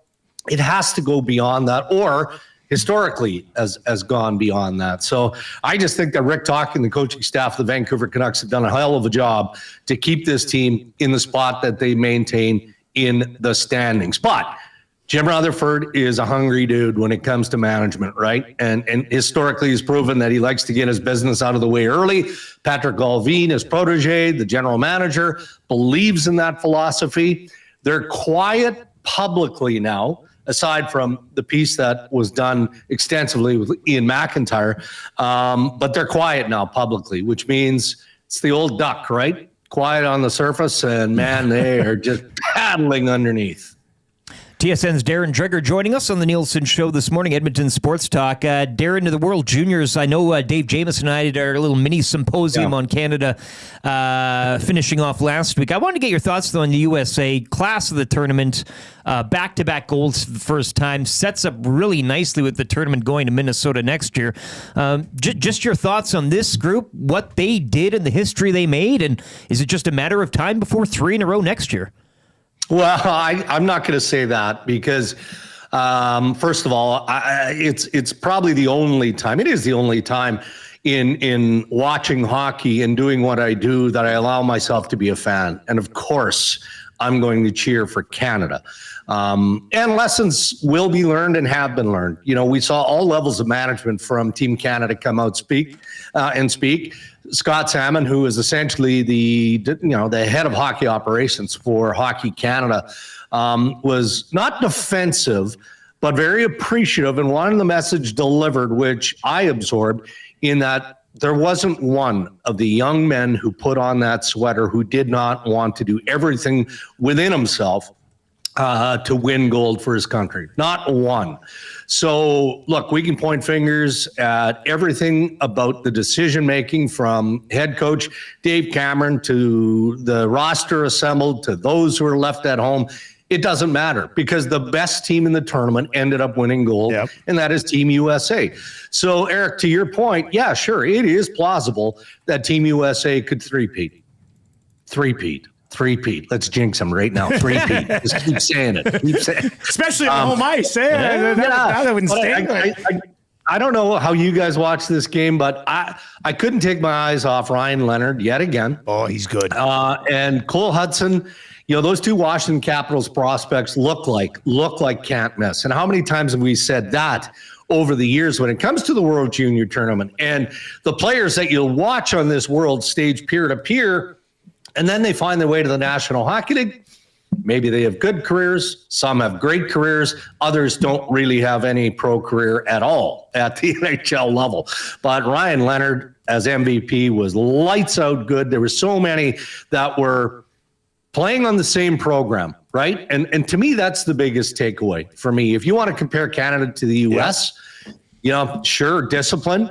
The Americans were very, very disciplined for the most part through this tournament, but it was just wave after wave. They played the same way, and Canada just couldn't find that same level of commitment. Drags, as always, man, we appreciate it. Before we let you go, I will let you know, because I saw it on Twitter. Last night I did my final flood before our first skate of the year. Ooh. It's ready to go. Tuesday after school is the plan right now. And I was a little bit delayed on it this year, but it's looking real nice. Real nice right now. Good for you. Good for you. Can I ask you? So I saw something this year on Christmas Eve when I was doing my gallery that I've seen before, but I haven't seen it utilized to this degree. This guy had a tire, I don't know if it's a tiger torch, but a blowtorch, like not a little one, but with a big propane bottle and the big hosel on it like this. And essentially that's how he was flooding his ice. Well, so he wasn't continuing to flood. He was just melting the top layer. And I'm like, that's kind of bumps. My buddy's dad, Darren, has a curling rink in his backyard, and he uses the same method. I saw him doing that too. Les Meyer, he does the blowtorch and propane. Yeah, that would, that'd be a great way to finish it. Hey, just the final little bumps. Yep. There's no way I could handle a tiger torch. Oh, we'd love to see it. I mean, I would burn myself for sure. But a hole in the liner and it's game over for the year. You're right. That's a good point. All right, Dregs, have a good week, man. We'll catch up next Monday. All right, guys. Thank you. There you go. That is Darren Dreger. That is interesting, isn't it?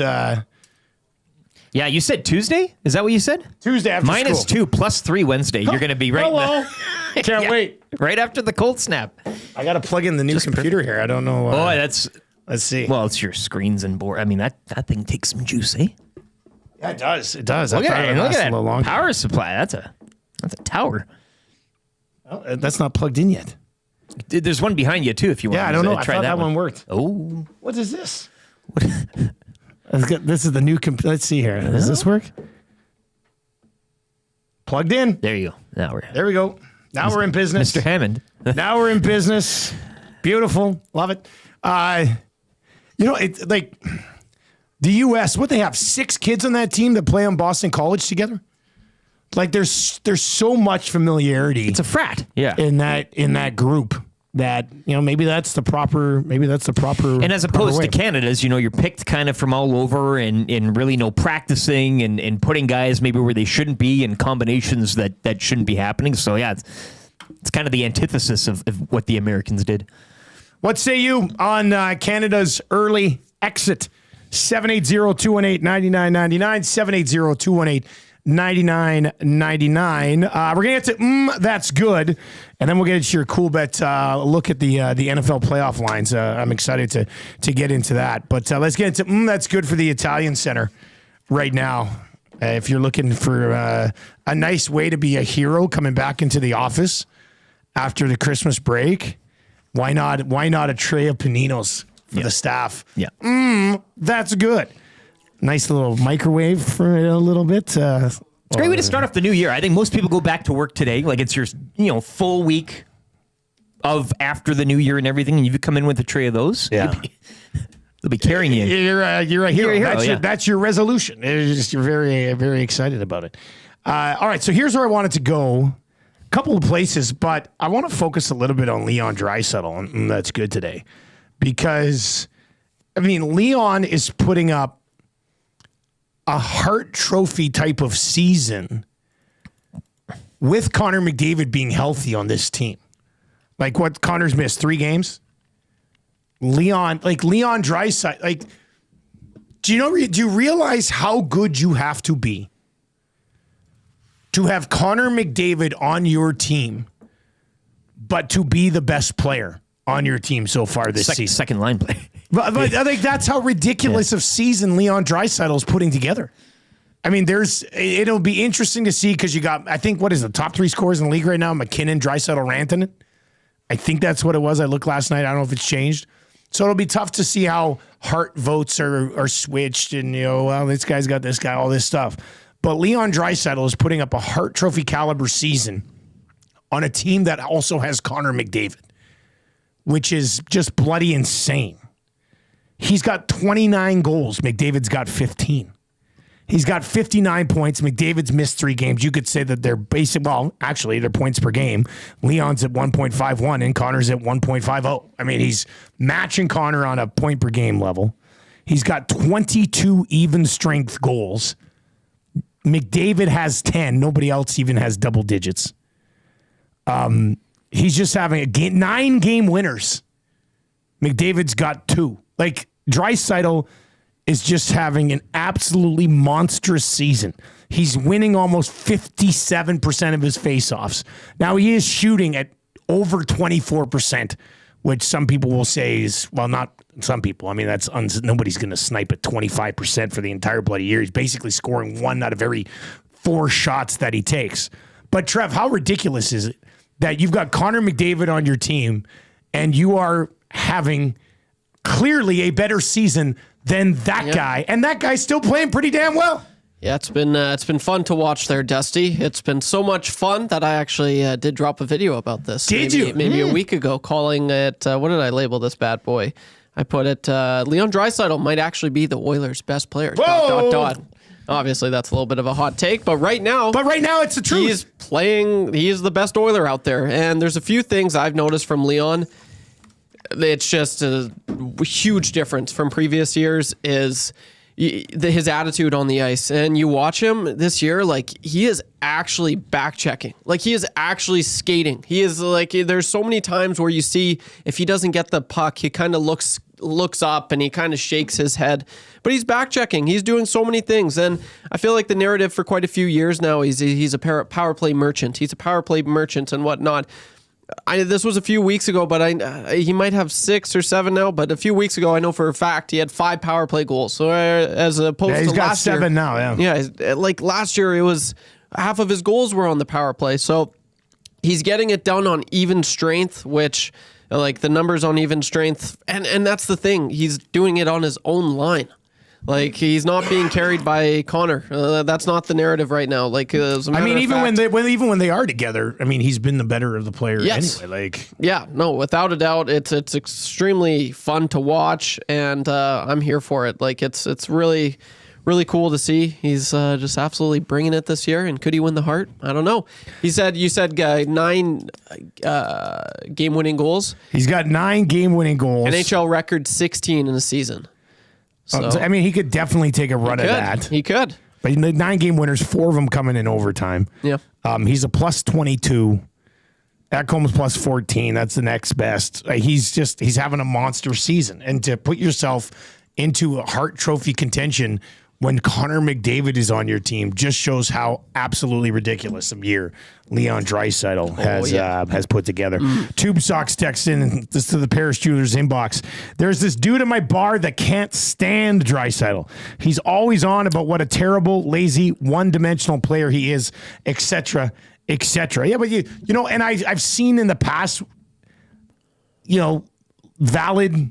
Like those concerns being somewhat valid, but this year it just doesn't seem as like he seems on. But I think too his body language, like he's a lumbering type of individual. Yeah, so it looks exactly. to the eye test sometimes that and yeah, maybe in years past, as you mentioned, Trev, he's certainly kind of ratcheted up this year, but it doesn't mean that you can be like I mentioned to Tube Socks, he doesn't stop pucks either. Like you can have parts of your game that aren't exactly sparkling, but still lead the league in goals. That's okay. You can have your discussions about his body language and how he skates and how he's built, but it shouldn't take away from the good things that he does.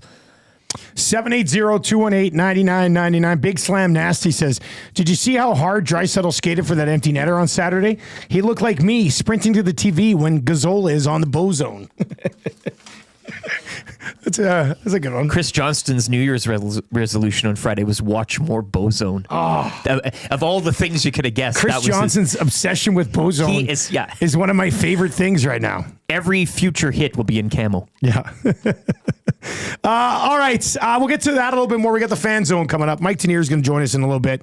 Eric's got an update. I do want to give you the odds for the NFL playoffs right now over at CoolBet. So let's dive into that right now, our Cool Bet segment here.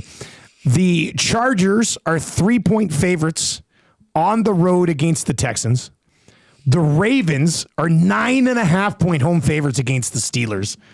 It seems like a big number. Don't the Steelers hang those around? Those are always mucky games. Yeah, I don't know. 9's big. The Bills are 9-point favorites at home against the Broncos. A big number for your Buffalo Bills, too. I'm sweating. The Eagles, 4.5-point home favorites against the Green Bay Packers. The Bucks are 3-point favorites at home against the Commanders in what is also has the highest total this week in the playoffs at 50.5. Should be some points scored in that Commanders-Bucks game. And then the Minnesota Vikings are 2.5-point road favorites against the Rams. I mentioned I would be, even as a Lions fan, I still get slightly worried about the Rams. The Rams, if you think they can upset the Vikings, are plus 110 on the money line right now over for playoff action in the National Football League. So one more time. Chargers 3-point road favorites. Ravens 9.5-point home favorites. The Bills are 9-point home favorites. The Eagles 4.5-point home favorites. The Bucks 3-point home favorites. And the Rams 2.5-point underdogs. I think that might be my favorite play. We'll get into all this as we work our way through the lock shop, but if you would like to get in on some NFL playoff action, that's where the lines start this week with our partners over at CoolBet. Mike Tanier, who also received a $1.5 million bonus yesterday in the National Football League. He's going to join us from the Too Deep Zone. That's on the way. Let's get to an update right now for Park Mazda. Mike Tanier, and then the most stunning stat on the Edmonton Oilers so far this season with the Fan Zone at 7:45.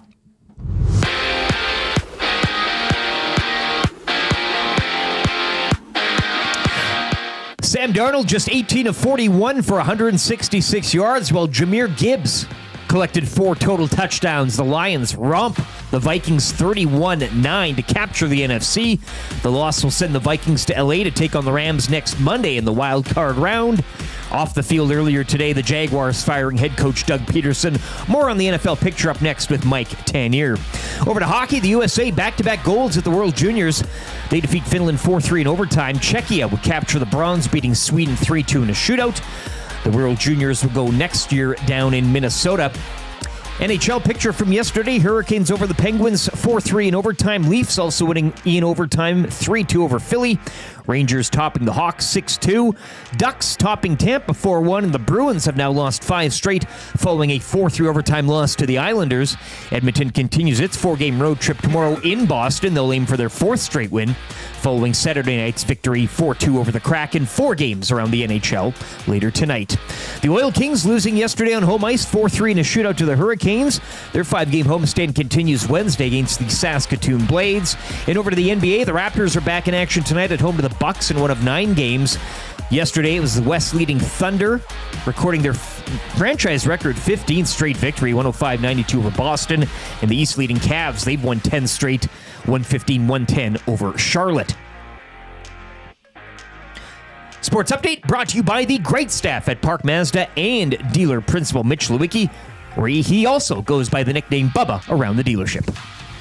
Hi there. If you're like me, you like to picture yourself in luxury, even though there's absolutely no way you could afford it. And if you can, well, even better. Thankfully, I picture myself in something that is luxury, but still absolutely affordable, like the all-new Mazda CX-90 from Park Mazda. With the new luxury features like facial recognition settings and quilted detail Napa leather seating, I can pretend to be comfortable with all of my proper settings activated without even touching a button. Thanks to Mitch Lewicki and the great staff at Park Mazda. I like to picture Mitch Lewicki in a tuxedo t-shirt because it says, like, he wants to be formal, but he's also here to party too. Park Mazda, your dealer for life in Sherwood Park off Y Road, parkmazda.ca.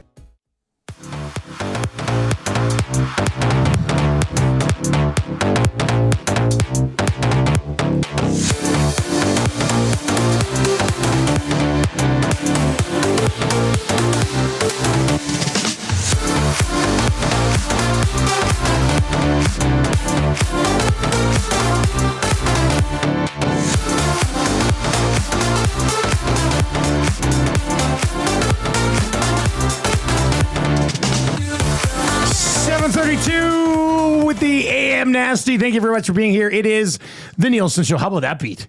Sound that one over the holidays. Man, that's fresh. We got to use that for something, don't we? Oh, that's real nice. Nielson Show brought to you by South Fort Chevrolet. Drive a little, save a lot. www.southfortchev. You're looking for a new ride, they will have you in the best of hands at South Fort Chev. That's their hands. They'll take care of you. The most stunning stat on the Edmonton Oilers so far this season. We've already said a few. We're going to get to that. Yeah, I know. The Bouchard not having a power play goal thing is insane. You know, only 5 Oilers. This shouldn't surprise you, but only 5 Oilers have scored power play goals this year. The 4 forwards on the power play and Ekholm. That's it. Nobody else has banged one in. The Wolf says, is the most stunning stat about the lack of hits that Edmonton is producing? No, that's not it. Keep trying. I honestly think this will stun a lot of you. I think it'll stun a lot of you. We'll get to it around 7:45 today. We've got lots to get to. We've got coaches getting fired. We've got other coaches not getting fired, and that's always the funnest part about the Monday after the season. Mike Tanier from 2 Deep Zone joins us today. Brought to you by Pro-Am Sports, your locally owned sports memorabilia and apparel specialist. Get playoff ready with NFL headwear, apparel, and jerseys in stock now. Located in Edmonton, the corner of St. Albert Trail on 128th Ave, or online at proamsports.ca. Mr. Tanier, good morning. Happy Monday after the season. Have you been fired yet? I have not been fired. And you said before the break that I got a $1.5 million bonus. That is incorrect. I got a $1.5 bonus because I'm a member of the Buffalo Wings Reward Club at my local tap. Mike Tanier with us on the show. Let's start with the big game last night. My beloved Detroit Lions started somewhat slow, but not even sneaky, but a surprisingly good defensive game. How much of that was the Lions and what they were scheming up, and how much of it was just Sam Darnold looking like old Sam Darnold? What happened there? A little bit of both, because you could see early on, especially when Lions were making mistakes on offense and giving the Vikings the ball right deep in their own territory. And you saw guys staying covered, not giving Darnold easy windows to throw, putting pressure on him, stopping the run, et cetera, early in that game. That was scheming. That was pure like adrenaline on the part of the Lions defense. Then later on, you could kind of feel the entire Vikings roster being like, hey, this is our moment. Are we going to seize it? Nah, we're good. You could kind of feel that element slipping in as the Lions, who knew this was their opportunity to make a statement and reassert themselves, pulled away with that game. Mike, just taking a closer look now, the playoff matchups are set. Broncos in, Bengals out, Commanders. We were talking earlier, that game with the Bucs should be a pretty interesting one Sunday night. How much noise do you see them making in the playoffs when it comes to the NFC? The Buccaneers. Commanders. Oh, the Commanders. I don't know if they get past the Buccaneers, honestly. The Buccaneers won in week one. Now, granted, the Commanders are a better team now than they were in week one. Jaden Daniels really was a rookie back then, not rookie of the year. If you look at how the Commanders have played in recent weeks, it has really been a story of don't play really well in the first half, figure something out in the second half. The second half could be, Jalen Hurts is injured. It could be, we're playing the Cowboys. It could be, the Falcons have forgotten how to manage the clock in the fourth quarter. The Commanders, I think, are a good team to watch moving forward. They could be a one and done. If they do get past the Buccaneers, then I think they're a two and done. With the Detroit Lions having the bye this week, the road to the Super Bowl from the NFC will have to go through Detroit. Which team in the conference do you think the Lions should be the most worried about? It would be the Eagles, who can sort of match them aggro running game for aggro running game. Eagles team is also a lot healthier right now. They're healthier on defense. They can put pressure on Goff. They could take St. Brown away from Goff, and they can stop the run pretty well. So that's the one team. The Vikings would be the other. We saw how that worked out last night. And we're talking about the Lions. We all know about the injuries on the Lions defense. Yeah. Real reminder last night, the game is not played on paper. I know it's a cliche. The game is not played on paper. If you look on paper right now, the Lions are vulnerable to anyone. If you look at how they're playing when the chips are down, it's very much a different situation. And this is a team that's going to rise to occasions as the weeks go on. Same question for the other conference with the Kansas City Chiefs waiting. Somebody's going to have to roll in there to knock them off and stop their chance at a three-peat. I feel like the Buffalo Bills have to be the answer to this one. They already beat them this year. But if not Buffalo, then who? Then the Ravens. The Ravens, who are the best team in the NFL, and then they commit a dozen penalties, and that makes them the third or fourth best team in the NFL. And they're a team who took the Chiefs to the wall in the opener once again. And when they are not getting in their own way and self-destructing and doing the dumbest stuff and maybe getting some bad breaks, the Ravens really are the best team in the NFL. Mike, I just wanted your thoughts. I think, what did you say, 9.5, the Bills? 9.5 right now point favorites, yeah. As a Bills supporter, rooter, sufferer, I guess you could say, Mike, I'm always sweating a bit with this team and maybe sometimes beating themselves. Give me a little motivation here. Give me a little reassurance. How stiff of a test or difficult of a test, or what will the Bills have to do to get by the Broncos and ensure that they continue doing what they're doing? And is it just as simply as Josh Allen having a day? If you want reassurance about the win, I think it's in very good shape here. I think the one thing the Bills have to do, the Broncos with Bo Nix love throwing the ball in the flats, love throwing screens, trying to get yak after screens. Bills defense is not good at that. Bills defense stops a lot of things. They'll let a guy catch a screen pass, run 15, 20 yards. If they shut that down, I think Josh Allen is going to be able to run the ball, distribute the ball, do okay, prevent pressure. His offensive line will prevent pressure, and it should be a pretty straightforward win. If you want reassurance for the 9.5, that's a little shaky because this is a game that could wind up being, while a easy win, convincing win, it winds up being, 24-17 in the back end. Today is obviously a day where people will lose their jobs. Mail out yesterday. Doug Peterson joining him today. How much of Jacksonville's struggles this year can you run? Now, I know they obviously had injuries to Trevor Lawrence, which doesn't help. He wasn't playing great before that. Yeah. Do you think Jacksonville's a team that can turn it around quickly with a new boss?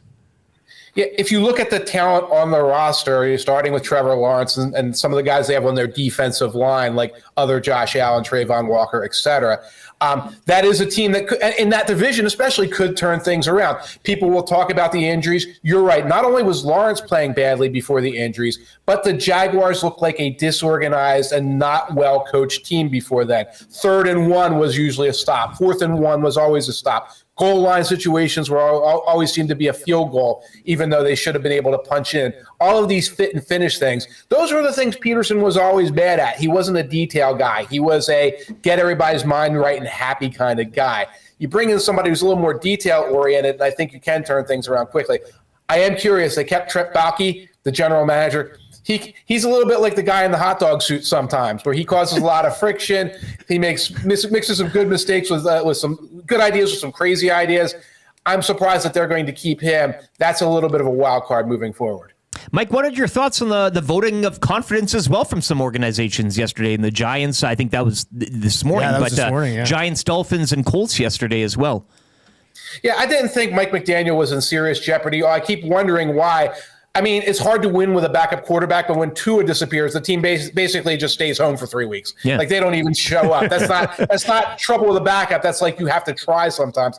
The Colts, if you look at how much it would cost and the investment in starting over, Anthony Richardson will not get developed by another coach coming in with a new system. That's a bad idea. So I get what the Colts are doing. Colts were also 8-9. The Giants mystify me. This is a poorly run, poorly general managed team, poorly coached team. You look at their recent drafts, you look at their recent contract decisions, you look at the guys they brought in, you look at the guys who left, and you say that general manager's got to get out of here. You look at the fact that there was friction in their coaching staff, that they were juggling quarterbacks, that they lost a game because they didn't get a kicker, because they didn't promote their practice squad kicker. So they just took a loss because against the Commanders because they couldn't bother bringing the kid up from the practice squad. I don't know what John Mara is doing with the Giants, and I think this is going to just be another lost year and a chance to bring in a quarterback and then have the quarterback be playing for a lame ducks team. And Bears fans are already tweeting me. We know how that turns out when the lame duck coach has a quarterback he's trying to develop. Hey, Broncos, Chargers, Commanders, maybe somebody else, but which team surprised you the most that made the playoffs? I think the Broncos overall, because I saw Bo Nix in week one and I saw how much money they were eating with Russell Wilson. I'm like, that's just a rebuilding team. But I am impressed at how the Chargers improved from week to week to week. The Commanders also, that's a surprise, rookie quarterback. How the Chargers, pulled together their defense, found guys for Justin Herbert to get the ball to, really did coalesce around Harbaugh. And that's a surprising team that's playing better football now than they were earlier in the season where they were making the playoffs because they were beating the Titans and the Raiders. And I know I asked you about the Commanders earlier, but back to the Bucs as well and the Mike Evans story yesterday. Baker Mayfield, they picked up an early season win in Detroit against the Lions. I know that was some time ago, but we just kind of have this thing too with them here. Like they're fun to watch. Baker's got them going. How high do you see them flying, perhaps potentially moving forward?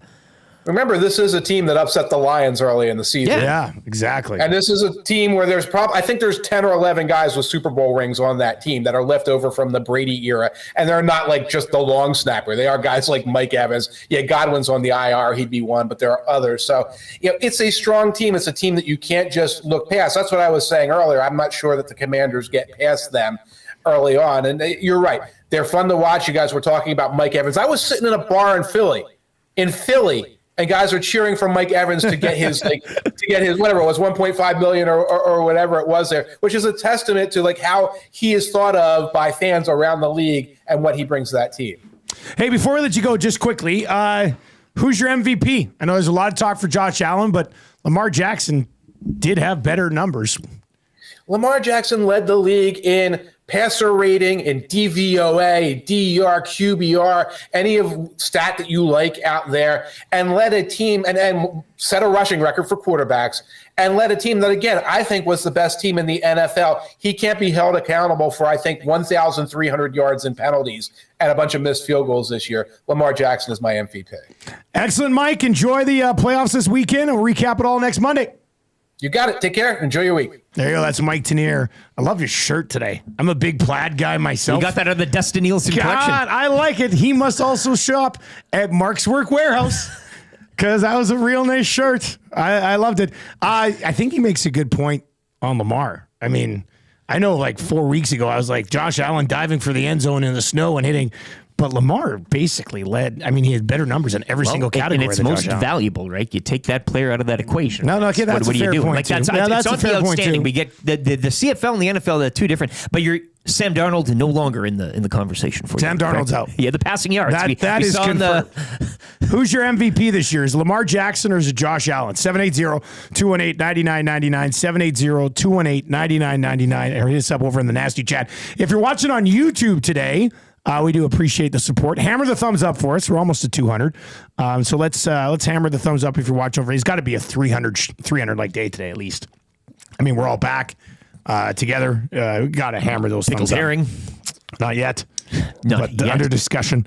And of course, you can text us 780-218-9999 if you're listening on TuneIn or iHeart or at edmontonsportstalk.com. Playoffs should be fun. And yeah, the Bucks. I mean, they're a live dog.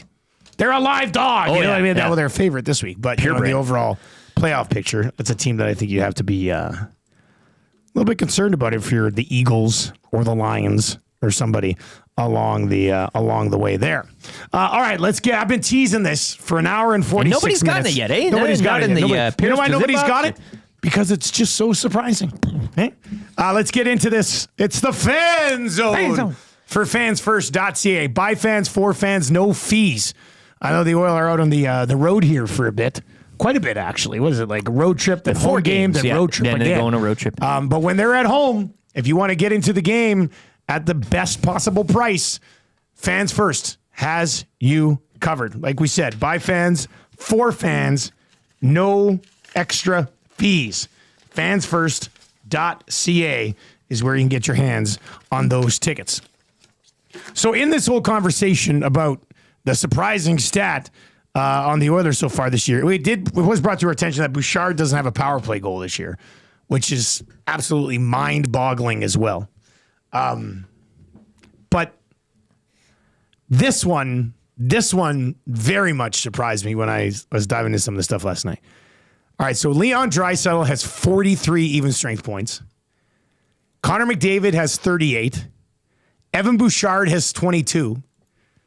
I'll ask you guys right now, who is fourth on the Edmonton Oilers in even strength points so far this season? Say those names again. Top 3 are Draisaitl, McDavid, and Bouchard in even strength points. Who's fourth? Is it Conor Brown? Yes! Boom. Did you look that up? Nope. What? You just knew that off the top of your head? Well, yeah, because I was looking at the numbers from last week, why he got bumped up to the first line. Yeah. And as of how many games ago? Like he was actually on a heater there. He was almost a point per game player for like 10 games. Yeah.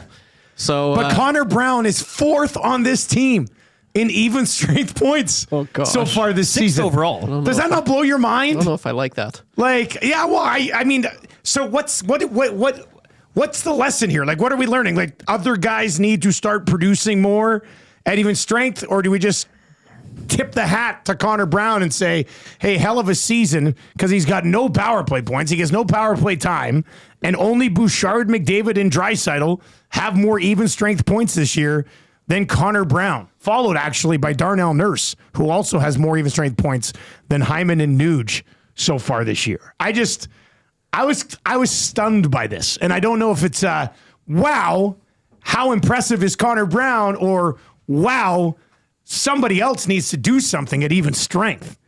That's crazy to me. Conor Brown is playing 13 minutes a night. Who'd have thunk it? I know. I don't know what to do with that. Dusty. Is it more impressive or concerning? I think you can That's both. the question. I think you can have an I'm on argument the for fence both. with that one. Yeah. Like, because it's interesting. I haven't seen anything that shouts like he should be on the first line. I'd still rather have Zach Hyman up there. And Zach Hyman, he seems to bring a little bit more on that third line. He's had a lot of really good looks on that third line, more so than I'd say Conor Brown. But yeah, like, I don't know. I think I probably lean towards more of the fact that the Oilers need their big guys to show up 5-on-5. Huge props to him, but like, Conor Brown isn't Zach Hyman. Conor Brown isn't Nugent Hopkins. Conor Brown, he's not those guys. So, I don't know. I think it's maybe not the best look. I'm posting a poll right now on on Twitter, X. What's a bigger surprise? Conor Brown being fourth on the team in even strength points or Bouchard not having a power play goal? What do you think the vote will be on this? Bouch. You think so?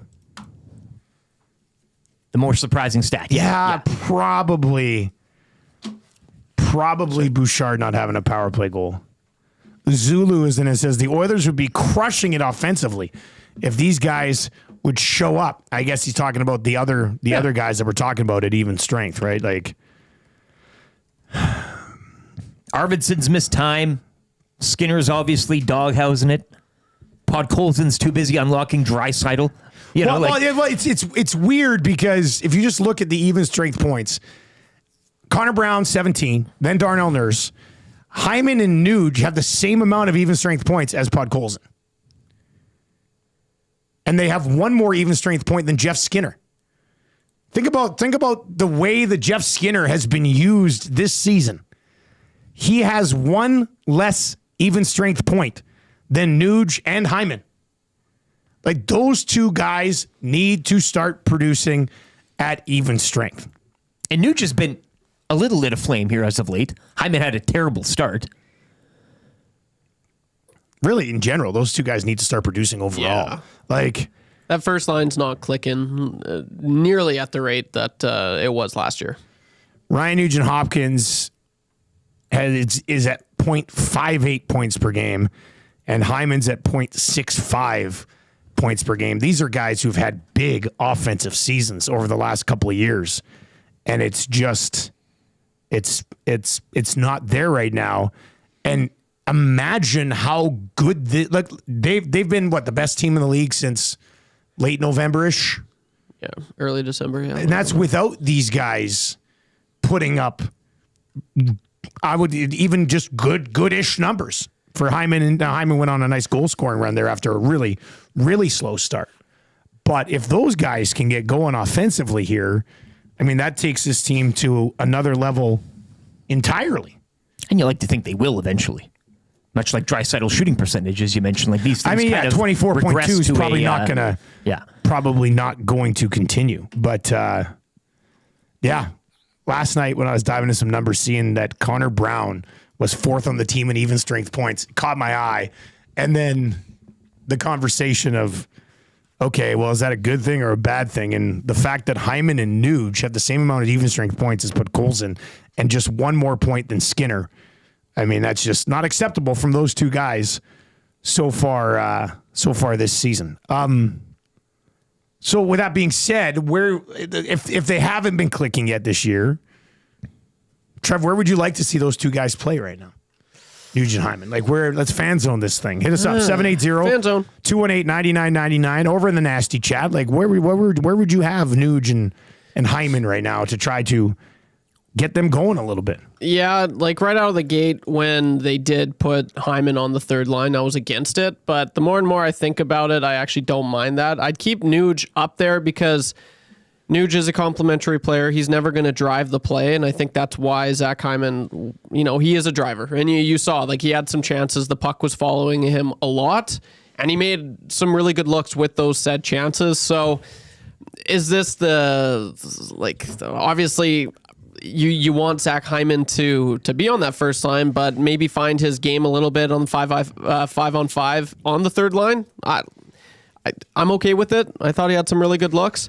But as far as Nuge, you're not, Nuge isn't going to produce better on the third line than he would on the first line. Where I think Zach Hyman, I think he can still put up some really good numbers on the third line and on the first line as well. So I'm actually okay with how they have it right now, splitting those guys up. What do you think, Rick? It's not getting done. They're the two of them. They're not getting done with McDavid it's at all. not clicking this year.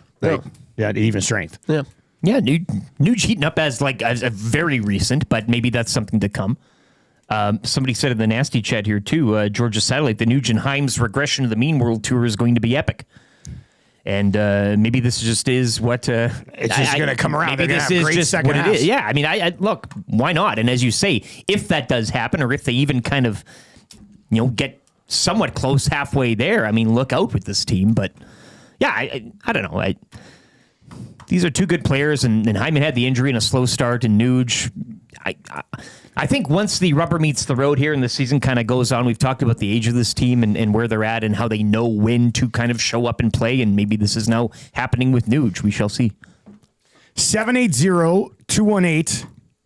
We just think I'm not giving out my own number, right? No, 780-218-9999. 780-218-9999 is where you can chime in on this. The Gourd Father texts in today. Looney Len as well. Actually, no. Brett Near Lacombe says, Conor Brown was brought in last year to put up numbers. My take, knee injuries suck. Yeah, knee injuries certainly do suck. Guys, the scouting on him now will be he'll just pass it. Goalies look next, shutting down Nugent Hyman because Looney Len doesn't like the fact that McDavid's not shooting enough. McDavid does have 110 shots this year, only 10 less than Draisaitl, but Draisaitl's just been going to Snipe City over and over and over again. The Gourd Father, this is his text in the Paris Jewelers inbox this morning. Skinner Doghouse versus Nugent Hyman is a huge what the F story this year. And now here's the difference, is that Nugent Hyman usually aren't defensive liabilities.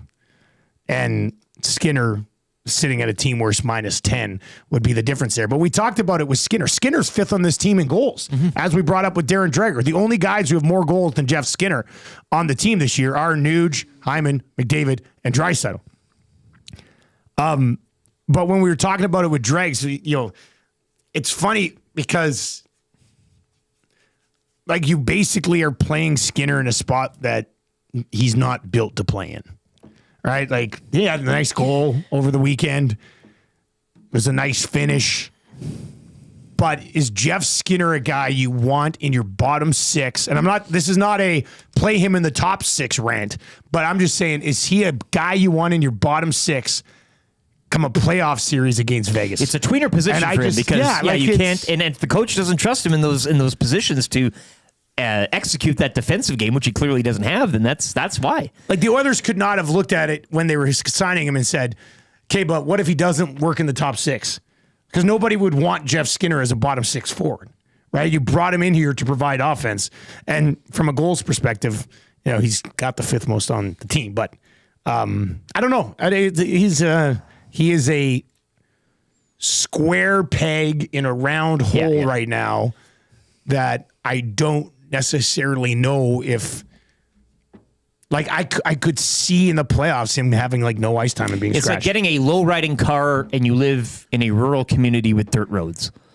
There's really no you don't. What's the point? Well, you have to go really slow, and you're going to ruin the bottom of the car. Why would you do that? Yeah. 780-218-9999. 780-218-9999 if you would like to chime in on this whole Conor Brown, Hyman, Nuge, Skinner Nature Boy seems to think Skinner fifth in goals is the most amazing fact. Shut the front door, he says. The fan zone. Yeah, he actually is. He's tied with Bush, who has 7. They both have 7 even strength goals. It falls off. It falls off. I looked at this last night too. So Draisaitl's got 29, McDavid, Hyman, Nuge, and then it falls off a bit. I think Draisaitl, McDavid, Hyman, and Nuge have 56-ish% of the Oilers' goals so far this year, and I was like, wow, that seems very top heavy. And then I just picked one other team last night to compare it to. So I picked Colorado. 47. I picked Winnipeg actually. Winnipeg's top 4 goal scorers have combined for 51% of their goals. So top end guys are going to probably score somewhere between 40 and 55% of your goals on the year, I would think. Step off of that says Rip City Step bottom 9, not a bottom 6. Who's that, Skinner? Rip City Step. Well, just saying kind of how we talk about because given that goal heaviness. Yeah, no, okay. Fair enough. Take 2. What do you think? 780-218-9999. 780-218-9999. Conor Brown, 4th on the team in even strength points. That's the craziest stat I never thought you'd believe. On the fan zone today. Changing 200. Hey, let's keep these thumbs coming in. Hey, thumbs in, thumbs up. 200. Let's go. Sub to the channel if you haven't already. Nice to hit that 11K, even if it was past the herring deadline. I don't think it was. Well, I think it was. I think it was a little bit. All right. If you would like to play kind of easy trivia right now, gift certificate to Mr. Mike's. 2025 should be an exciting year for Mr. Mike's. More on that coming up a little bit later on.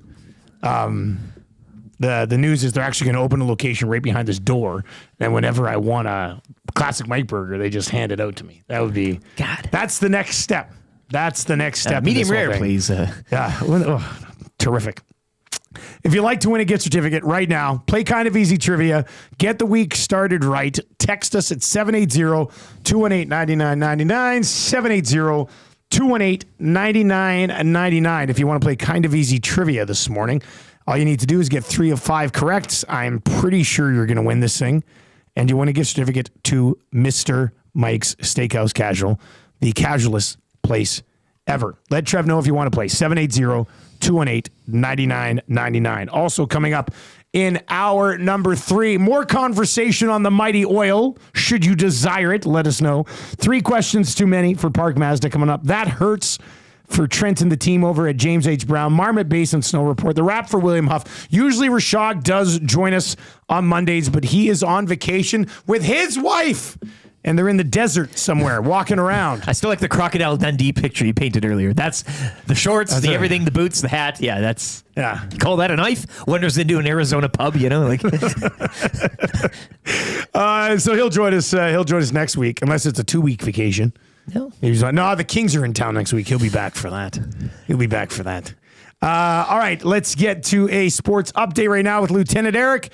And on the other side, 3 questions too many, Kind of Easy Trivia. If you'd like to play Kind of Easy Trivia today, 780-218-9999.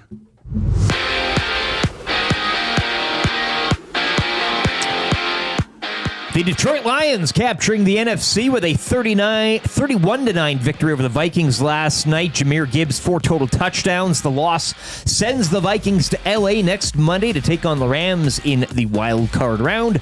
Earlier today, the Jacksonville Jaguars firing head coach Doug Peterson. USA make it back-to-back goals at the World Juniors as they defeat Finland 4-3 in overtime. Czechia capturing the bronze, beating Sweden in a shootout 3-2. The tournament will go to the USA next year as the hosts will be the state of Minnesota. 4 games around the NHL tonight. The Oilers continue their 4-game road trip tomorrow with a stop in Boston. The Bruins yesterday suffering a 4-3 loss at the hands of the Islanders in overtime. Bruins have dropped 4 in a row.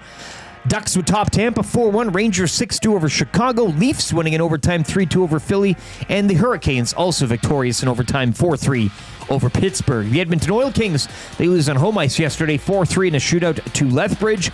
Their 5-game homestand continues Wednesday against the Blades. Over to the NBA, the Raptors are back in action tonight. They're at home to the Bucks in one of 9 games. Yesterday, the West leading Thunder with a franchise record 15th straight win. They defeat Boston 105-92 in the East leading Cavs. They've won 10 in a row following a 115-110 victory over Charlotte.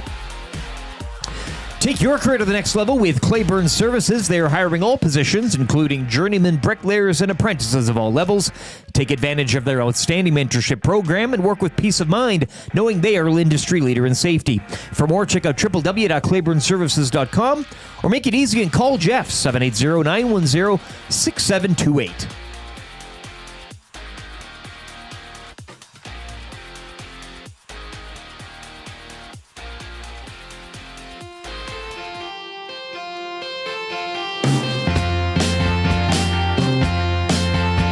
I think we're gonna be glad. I think it's today, yeah.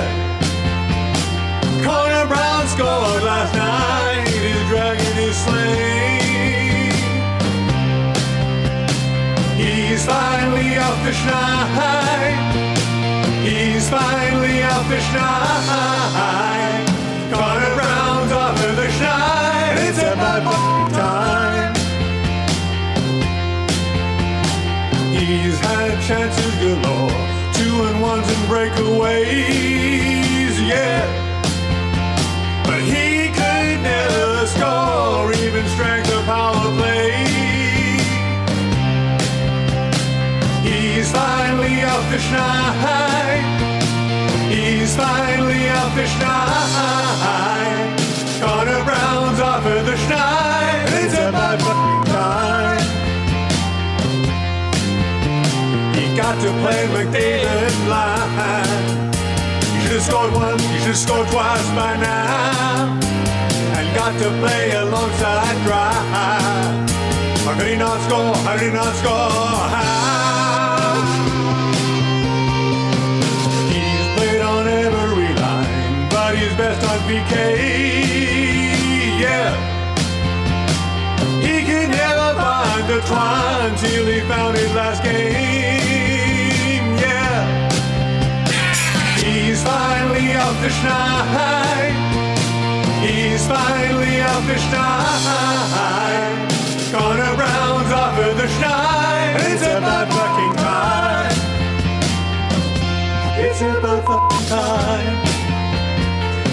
Conor Brown off the Schneid song, 4th on the team in even strength points. What a pickup.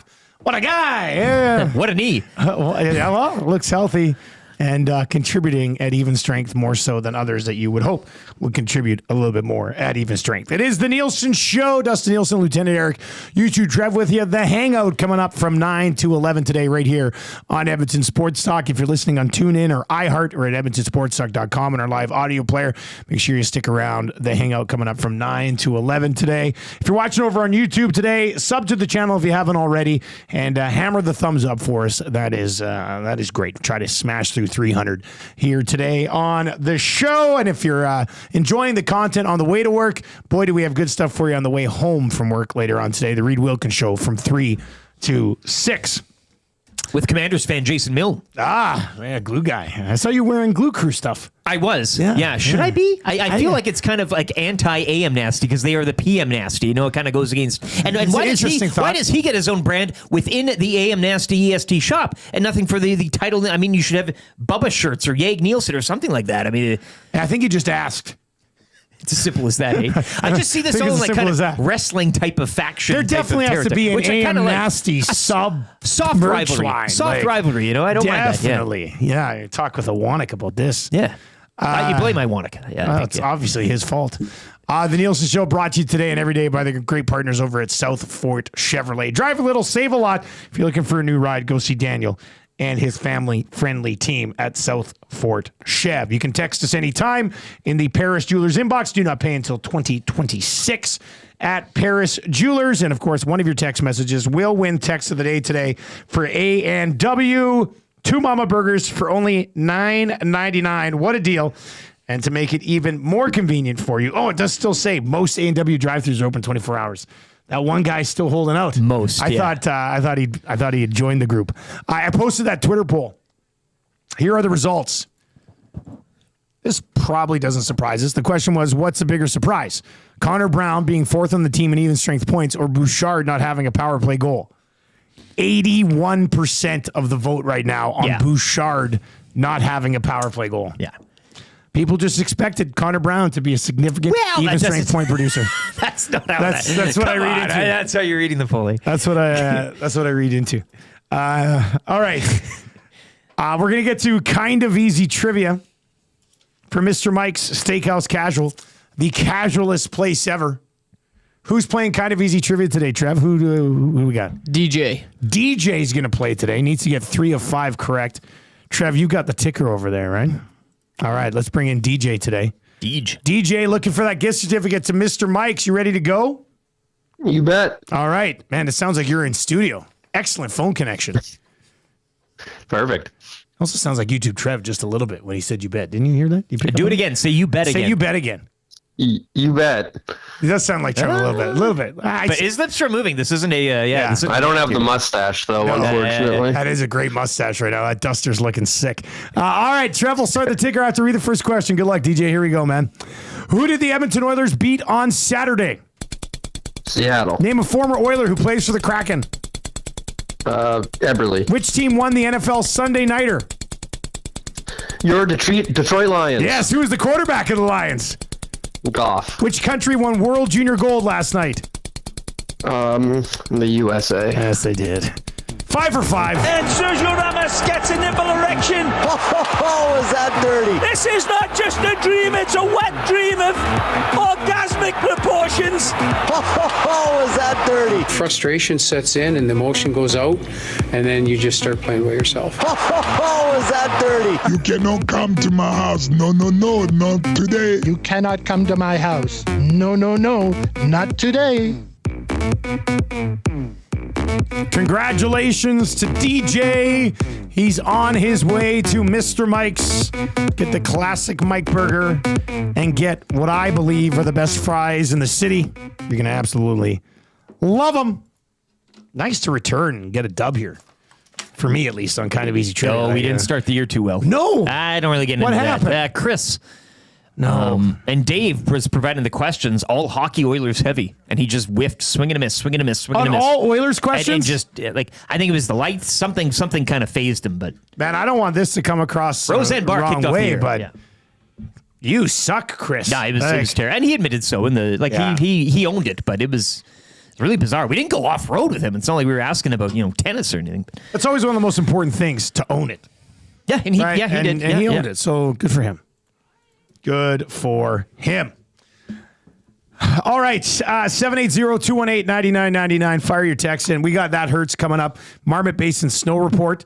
That should be rolling into the inbox here right away. You get that. That's my favorite email of the day to get. I see something. It's such a kind email. I see something. From Brian up at Marmot. Is it looking lots of fresh? Oh, yeah. Oh, there it is. Snow report. All right, we'll get to that coming up. And Jasper in January as well. Kicking off Look at all the weekend. runs that were groomed. Oh, yeah. Oh, boy. Oh, yeah. That's going to be a lot of fun. Anyway, we'll get to the Marmot Basin Snow report coming up. People were really liking that other song that I played. I think X-Ray J was saying that he was... He lit up another smoke for it, yeah. Beat just took over his soul. Hey, that's nice. We got to find a permanent use of that one. That's a banger first thing in the morning. All right, let's get into 3 questions too many. For the great staff of Park Mazda, Lieutenant Eric, do you have a liner for the segment? 3 questions too many brought to you by the great staff at Park Mazda, where Mitch and the crew are pleased to announce the hiring of new sales associate Doug Peterson this morning. Park Mazda Dealer Club. Makes sense. And he'll still be wearing the visor as he sells, which is, I look forward. Hey, Mitch, you hired Doug Peterson. I look forward to your sales going down immensely over the next 12 months. Come on. He's a fun guy, That's a tough one. Tango in the nasty chat, where you can hammer the thumbs up if you would like. Tango says, wife and I went to Century Casino for lunch the other day. The schnitzel sandwich was amazing and reasonably priced. Wife said her soup was amazing too. It's great. 2 menus. If you're sitting in the restaurant or the lounge, you can have kind of the option of both. And Super Bowl party. Wide ranging. Is this? Oh, yeah, we're doing Super Bowl. You have to talk to Matt. No. He said he hasn't heard about it. So, well, no, I'm just saying. He's heard about it now. We need to bridge this gap here because he keeps saying, I haven't heard anything about it. It's the same deal as last year. We have the Super Bowl party. But he party. wants to be officially. You're going to have to Maddie, send him a letterhead and say, Maddie, this is that. Maddie, you know he's waiting for that. Super Bowl party, Century Casino. I don't know if we do the shows from there after that got a little messy. We tried once. I think we probably suck it up and just come in here and do the shows. Oh.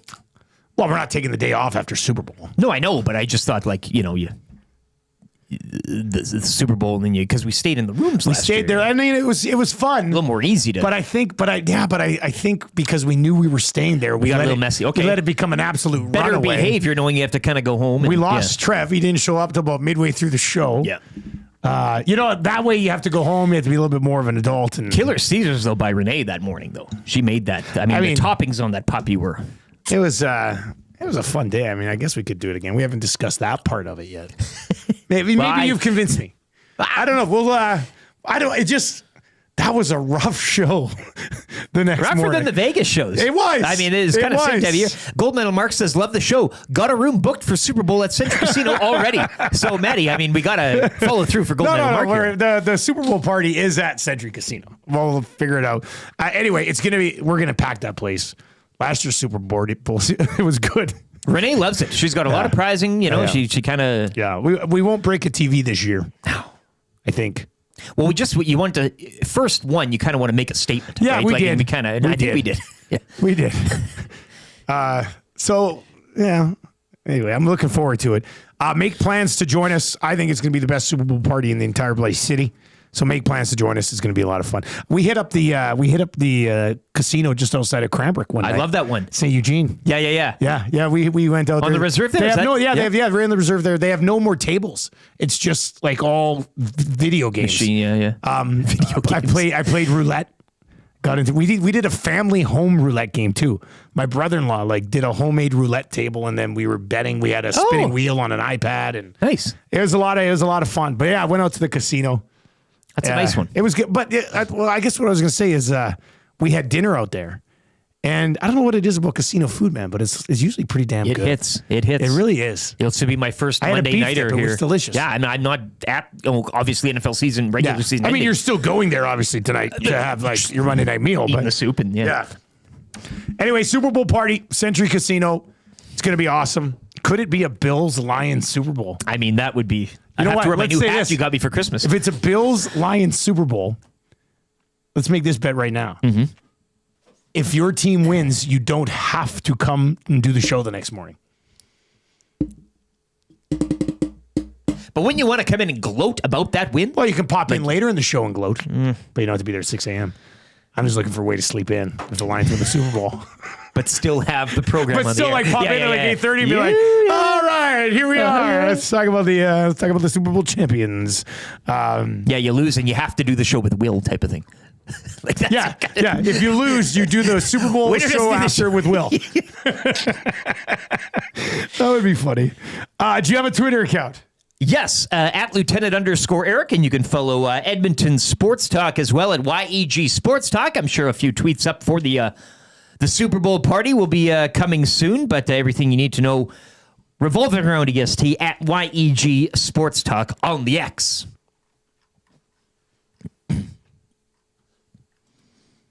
How about Rob from the Grove? I'm just looking at YEG Sports Talk right now on Twitter, retweeting his pull from an SP blaster from Wayne's over the weekend. Connor Bedard. What? Yeah. Lucky. Pretty nice. That's pretty cool. Congratulations. I got a new Crack Pack logo. Tube Sauce updated a bit. Saw that. I'll be cracking packs Sunday night, baby. Over on the Crack Pack on Facebook. If you're not yet signed up, just search Crack Pack on Facebook. Oh, yeah. I cleaned up the office over the holiday. It's ready to go. Ready to go. Very much looking forward to that. That should be a good time. All right, let's get into it. 3 questions too many. Question number 1.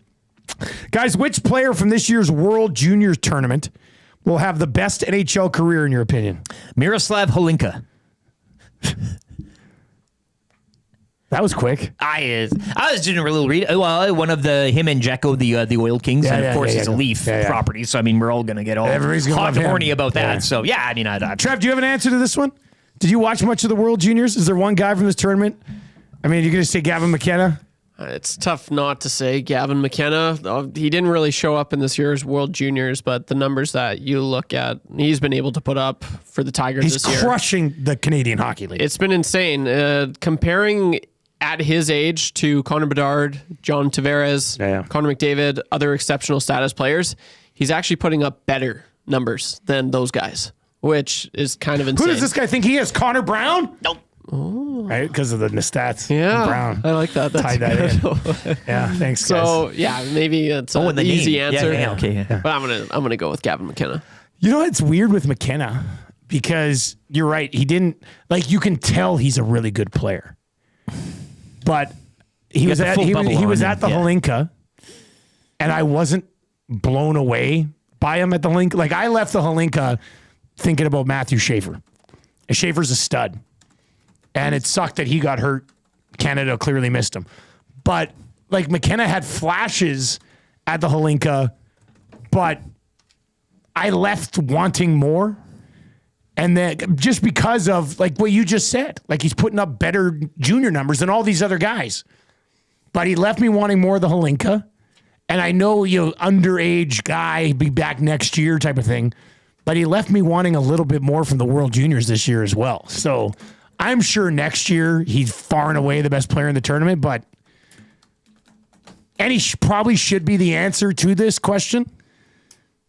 But man, Leonard and Perreault in the United States, those guys are good. Well, some love for the Finnish goalie as well, Petteri Rimponen. Rimponen, yeah. He made some good saves. God, he's great in overtime. Anyway, if you want to answer this question, 780-218-9999, 780-218-9999. Bones is in and say, guys, I will say the Swedish D-man, Axel Sandin Pelika. He is back-to-back top defenseman at the World Juniors. I think the last guy to do it, Gordon Miller mentioned last night during the ceremony, Fetisov. So that's pretty impressive. Pretty impressive. Question number 2. Outside of the Chiefs and Lions as the number 1 seeds, which team has the best chance to win the Super Bowl this season? Outside of the Chiefs and Lions? Yeah. Say it. Come on. One of the Bills or Eagles? Well, yeah, I was going to say Eagles. You said Bills. But I don't know. But there's always something that throws a wrench into it. I already told you the Rams, I think, are sneaky. Yeah. I think the Bucks could be trouble. Could the Ravens actually put something together this year? If they stop taking penalties, the Ravens. So I'm saying that could be something. I mean, there's always, because it never just goes to plan, does it? It never just goes how it kind of should. And outside of the 2 number 1s, that's the question. There's 2 pretty good teams and tough spots to win. But getting to those conference finals games, who's to say we can't see a bit of a surprise outside the Bills and Eagles? But I will go with the consensus choice. And you're right, I should start getting a little more confident on Buffalo. But I just never will be until I have to be, I guess. Saw somebody, I don't know if it was in the inbox from the Nasty Chat earlier today, say that they think the Eagles are going to get upset by the Packers this week. The Eagles concern me as a Lions fan because, the Lions can run the ball very well. The Eagles have freaking Saquon Barkley coming off just an absolutely ridiculous season. He's going to be concerned. Obviously, Jalen Hurts has some very good weapons, but the Eagles' defense might be the one team that can hold the Lions to like 21 points and win a game 24-21. Yeah. And even with those offensive weapons, I know what happened last night, but I think you asked Tanier, I think that's more on Darnold and Vikings' inefficiencies on offense than it was your defense. No, not throwing shade to your defense. The Lions have 12 defensive players on the IR and lost Darnold last night. That's just it. That's just it. So it's piled up so much. If there is a degree of worry for both sides of the ball, that's probably the one with their defense and their offense going against the Lions D. I think the Bills go into Arrowhead and beat the Chiefs this year. I do. And I'm going to be nervous, like fan nervous of the Lions. I'm worried about the Bucks. I'm worried about the Rams, and I'm worried about the Eagles. So I don't know. I think there's lots of answers to that question. Question number 3. Guys, in honor of the Golden Globes last night, what was the best show or movie you watched in 2024? Interesting. Trev, let us know if you got an answer to this Golden Globes, where I watched the opening monologue. I know we talked about not really watching those anymore. Nikki Glaser? Yeah. Wife wanted to watch it, so we had it on. I don't watch a lot of those awards anymore. It's I don't know. I watched something popped up on TikTok or something of her. She made a Ben Affleck joke, and The Rock was on. Glazer there. Was he? Man, I do like The Rock. Yeah. Glazer's funny. She looked a little bit different than she did at the roast, I thought. I don't know. She changed her face a bit or something, or what? Best thing I watched in 2024. I watched Jurassic Park the other day, and I put out a tweet. It's so good, right? Well, dude, I don't like put it on. Like I don't sit down and say I'm gonna. But when it's on TV, I'm like, Jurassic Park. There's another one coming, eh? They're doing another one. I think it's Jurassic Park Rebirth. Give them all to me. They can keep doing that franchise. But just the original one, I was sat watching it, and I was just thinking to myself, and I put out a tweet and everybody, but every single line, every word written and spoken in that movie has a joke attached to it. Like, we could probably sit here with Trev and do the entire movie off the top of our heads. If we just gave it 50% effort, we could probably rehearse the entire thing because everything is so memorable. There is no garbage line. There's no, they didn't have to write this scene or have that. On to your butt. Like, it's all gold. 24 carats. So. It might be the perfect movie. Yes. Jurassic Park might be the perfect movie. So ahead of this time with the graphics and everything. The fact that we're sitting here and somebody asked us what was our favorite thing we consumed in 2024, and you're still like, I watched Jurassic Park again. I'm not even going to disagree with you. That might be where I'm going. And I watched Moneyball over the weekend again, too. Which was, I saw that, too, on Facebook. I saw Lieutenant Eric checked in watching Moneyball. Yeah. In fact, I thought, I can't remember what I was watching. Oh, I was watching, so over the holidays, I binged all 3 seasons of The Mayor of Kingstown with Jeremy Renner. Okay. Way better than The Wire. You know what I mean? Like, I paused. I'm still stuck on the 2nd season of The Wire and The Docs. Mayor of Kingstown was good. Jeremy Renner is unreal. You will never finish The Wire. I won't now. At this point, I don't think you're. I'm sitting around waiting for season 4 of Mayor of Kingstown. So Mayor of Kingstown was terrific. First time I binged a show that quickly. You have time, holidays, sneak away for 50 minutes, watch a show. And then Tam and I just watched first episode of Landman. Have you watched Landman? Yeah, I heard about this one. Yeah, with pretty Billy good. Bob there. First episode's pretty good, actually. I was stunned, actually. What a twist at the end of the first episode. I was very sad. Anyway, I think I have to say The Penguin for 2024. That was really good. The Penguin was awesome. Didn't Farrell win? Colin Farrell won. He should have. He won the actor thing, I think, last night. You tell somebody it's him, nobody believes it. I still don't believe that was him. You know it's him, and you can't. When you're watching it, you don't think about it being him. Not at all. And a good mob movie, not really like that superhero type of. Yeah, it was great. Trev, what's the best thing you watched in 2024? This is man, like that was probably my worst year. Like I didn't watch anything. Like I can't even think of a sports. movie. Like I watched Deadpool and Wolverine. Yeah, like that was like I went to like 2 movies in the theater last year, and that was the one I saw. But so this came out in 2023, but I did watch it last year. I don't know why it took me a while to watch it, but Spider-Man Across the Spider-Verse. Just unbelievable. Is that the animated one? Yes. Yeah. That was just beautiful. I haven't seen that one, dude.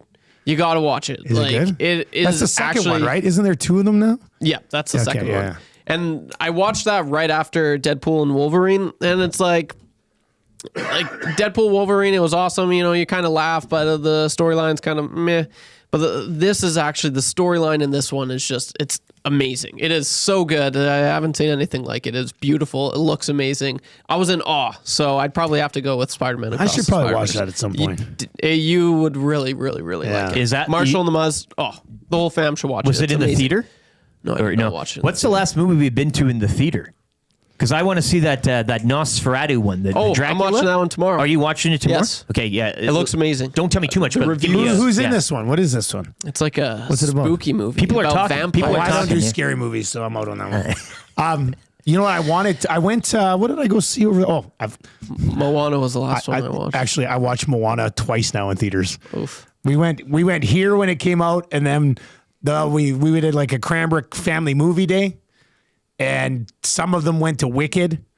And I went with my parents and the kids to see Moana 2 again. I love it. Look, Moana 2. It's great. I love it. It's not as good as It's not as good as the first one. First Not even Moana was close. better. No, that music's better in this one. Like, random. Jurassic Park, you strike again. I was hoping when we was back in Cranbrook, Gladiator was still in theaters, but it wasn't. So now I've missed my Gladiator theater window. And I'm going to have to watch it just at home on TV, which makes me sad. For some reason, I can see the Cranbrook Theater still running Jurassic Park, and it's like, should. like, why not? Bring Actually, it back. our theater in Cranbrook's not bad. We have 5 different movie theaters in there.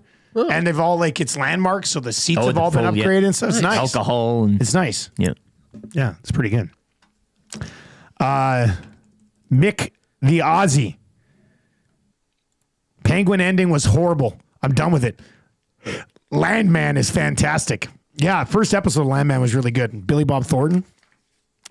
I'm in for whatever Billy Bob Thornton's. And there's like Malkovich. He usually hits. Has done. Although I've never watched Being John Malkovich. So maybe I shouldn't say that. Have you seen Being John Malkovich? It's like the Malkovich is in his own head or something like that. I watched a Malkovich movie he was in with... cool story. Who's the guy from Shooter there? What? Michael Pena? No, the other one. Mark Wahlberg. Wahlberg, yeah. 51 something, 51, what was it called? It's a CIA thing, one of those action movies with Wahlberg, yeah. What? Wahlberg, what's it called? How old is this? What is it called? I'll have to get it to you. I'll get it to you. I'll find out by the end. Mile 22. Mile 22. Pretty good. A good cheesy Wahlberg. I've never seen this. Yeah, really good. Malkovich in there. And is it new? No, it's been out for a while. Yeah. Huh. Pretty good. I think this popped up on my Netflix the other day as a thing to watch. Huh. All right. Well, I might have to check that one out then. All right, 780-218-9999, 780-218-9999. That's 3 questions too many. Ryan Rashog usually joins us on Mondays, but he's on vacation in the desert with his wife. So he will not join us. We are going to get to that hurts for James H. Brown coming up. Marmot Basin snow report still to come as well, and the wrap for William Huff. Text of the day, it's still hanging out there. Who wants an A&W gift card? Fire your text messages to the Paris Jewelers inbox. Let's get to a sports update right now with Lieutenant Eric.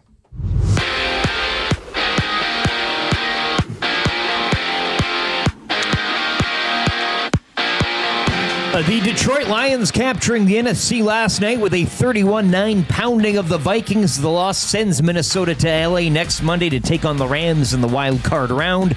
Earlier today, the Jacksonville Jaguars firing head coach Doug Peterson. The Edmonton Oilers continue their 4-game road trip tomorrow in Boston while they aim for their 4th straight win. This follows Saturday night's 4-2 victory of the Kraken. Boston Bruins have lost 4 straight after dropping a 4-3 overtime decision to the Islanders yesterday. 4 games dot tonight's NHL schedule. World Juniors, USA make it back-to-back golds. They defeat Finland 4-3 in overtime. Czechia capturing bronze with a 3-2 victory over Sweden in the shootout. The USA will host next year's tournament down in Minnesota. Edmonton Oil Kings fall on home ice 4-3 in a shootout to the Hurricanes yesterday. Their 5-game homestand continues Wednesday against the Blades. And in the NBA, the Raptors back on the court tonight. They're at home to the Bucks in one of 9 games around the association. Boxing Week savings continue at Sit and Sleep. All Canadian-made custom sofas, sectionals, and bedrooms are on sale. You can save up to 50% on select floor samples, 20% off home accents, and more. Plus, you can make no payment until 2026, interest-free. And make any purchase over $9.99 during the sale and receive free local white glove delivery with full setup and installation. Sit and Sleep, next to Planet Fitness in South Edmonton Common.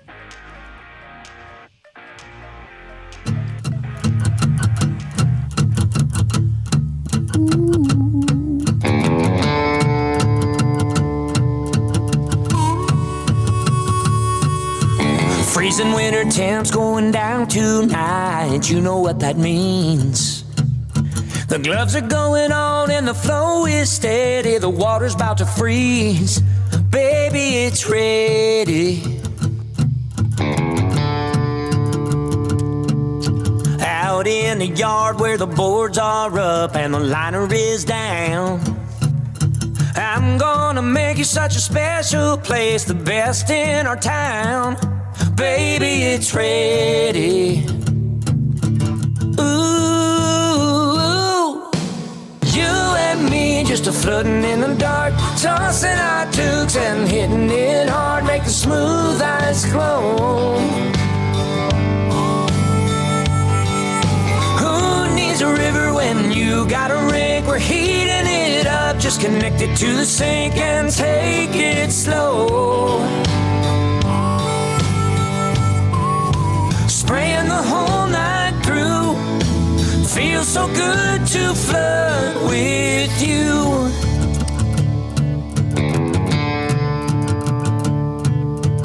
Winter's here for good, now you're playing hockey where there used to be a lawn. We worked all winter for the ice to be right, so get those blades on. Baby, it's ready. And it don't matter if you skate forever, 'cause we got all nights. Can't see anything, you don't gotta worry, we'll just turn on the lights. Baby, get ready. Ooh, you and me just a floating in the dark, tossing our tubes and hitting it hard, make the smooth ice glow. A river when you got a rink, we're heating it up, just connect it to the sink and take it slow. Spraying the whole night through, feels so good to flirt with you and me. Oh, flooding in the dark. Why not? It's been chilly lately. Hopefully your outdoor rinks are buzzing hop. It is the Nielson Show, brought to you by Southport Chevrolet. We're coming at you from the Popeyes Louisiana Kitchen studio today. I went out to a buddy's birthday party on Saturday night. Don't go out very often Saturday anymore. night birthday, hey? But it was like a You buddy's bring the birthday captain party. along with you, did you? Or No, what? actually, I think it was a Bacardi spice rum this place was serving. Okay. Anyway, I got into it a little bit too much. I wasn't feeling great yesterday morning. Good for you. Yeah, I was. Yeah, but this is capping off. It was this a nice weekend way was to the wrap last up, of the Christmas. Like we're back now. It's all you. Great family Christmas. Like we had a great 12, 13 days together. My buddy was having a birthday party, so I went and got into it a little bit. What was I going to say here? What was the story? Oh, anyway, yeah. So when I was there, I was talking to my one buddy who has an outdoor rink, and he says they just flood. They put all the water in at once. Like they don't do layers. He said, we just put the hose in and run it for 40 straight hours. They just flood for 40 straight hours. And then that's it. He said, then it just freezes and it's perfect. I was like, what? This is nuts. You'd have more than Tammy just peering through the blinds. Oh, my God. I was just like, yeah, my buddy, he said he like works from home for that day and like keeps tabs on everything. Takes it off. But they just drop the hose in and flood for 40 straight hours to fill it up. I never heard of that. Does anybody else do that on your ODR where you just fill the entire thing in one shot? I've been doing a little bit of heavier floods this year as opposed to just when I first started, I was just like little layers, like a few years ago. This year, because I was behind a bit, I did some heavier floods, but yeah, he's like, yeah, I just put the hose in and flood for 40 straight hours. It's nice to kind of know a different, with the Tiger Torch today. I mean, the flooding, lots of different varieties and scenarios you can kind of get into. But your weather is lining up. I mean, this is -12 today. We're back to -2 tomorrow and +3 Wednesday. So you're That's why I did my last big flood last night. Hopefully it comes out smooth. Yeah. And then we're playing. Then we're skating. No jackets. Pat in the county says, yep, that's exactly what I do, Dusty. Typically around 12 hours. I never sleep well. Yeah. There's Matt Awanek. Hey, Matty. We're having a Super Bowl party at Century Casino. Now you're in. Now you're in the loop. Yeah. Good to know, he says. Classic. Yeah, I don't know. I that blew my mind. It was like, no, we just flood for like 40 hours. It's crazy. The Tiger Torch thing is interesting though. Yeah, Les Meyer. You just hit it and it smooths it right out. Slide, baby. Smooths It's like right out. yeah, it's like a mirror. Huh. So what do? You just take a torch and attach a little propane thing, and then and you just walk it around, just like almost like a curling rink when they're spreading the pebble. That's not a bad idea. That is not a bad idea. 780-218-9999. 780-218-9999. Let's get into That Hurts today. No Rashog. He's on vacation. That hurts. He'll be back next week. That's what hurts. Rashog having your to first walk. day back. I mean, Rashog having to walk through a desert on vacation. He could use the old satellite phone for you, hey? Great. Yeah. I mean, spare no expense. That Hurts is brought to you by James H. Brown Injury Lawyers. They are the heavy hitters of injury law. I think Trent's been on a nice little vacation too. I saw on Facebook having a good time. If you've been injured in an accident, go to jameshbrown.com. Of course, they are also the sponsors of the studio on the Reed Wilkins Show, 3 to 6 this afternoon right here on Edmonton Sports Talk. Buckaroo says, actually, this is a preemptive strike here. Me using a Tiger Torch, that hurts. Right, like that'll hurt in some way. You put the GoPro on. Who's not tuning into that? Is that one of those things that you have to wear a mask? Take with? it from the crack pack or whatever. Yeah. You know. Penner's Pancake says, is Maddie a little rattled over today's upcoming announcement at 9:45? What announcements at 9:45? Oh, look, we're shutting up and dribbling. This isn't a political show. We don't do any of that stuff. That announcement. This ain't like the Ken Morrison doesn't do a top of the hour news report anymore that we have to reply to and say, oh, you woke this and that. Move on. That's how out of the loop I am. I'm like, what's going on? Beautiful. I'm prepping for the lock shop at 9:45. That's what I'm doing. As you should be.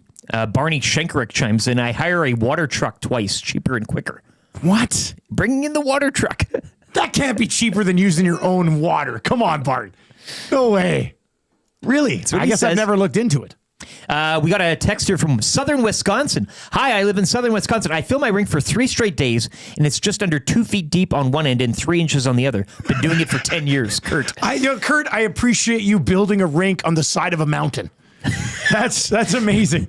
That's incredible. Yeah, I call that side constantly. Yeah, I think at the one end of my rink's probably like 16 inches.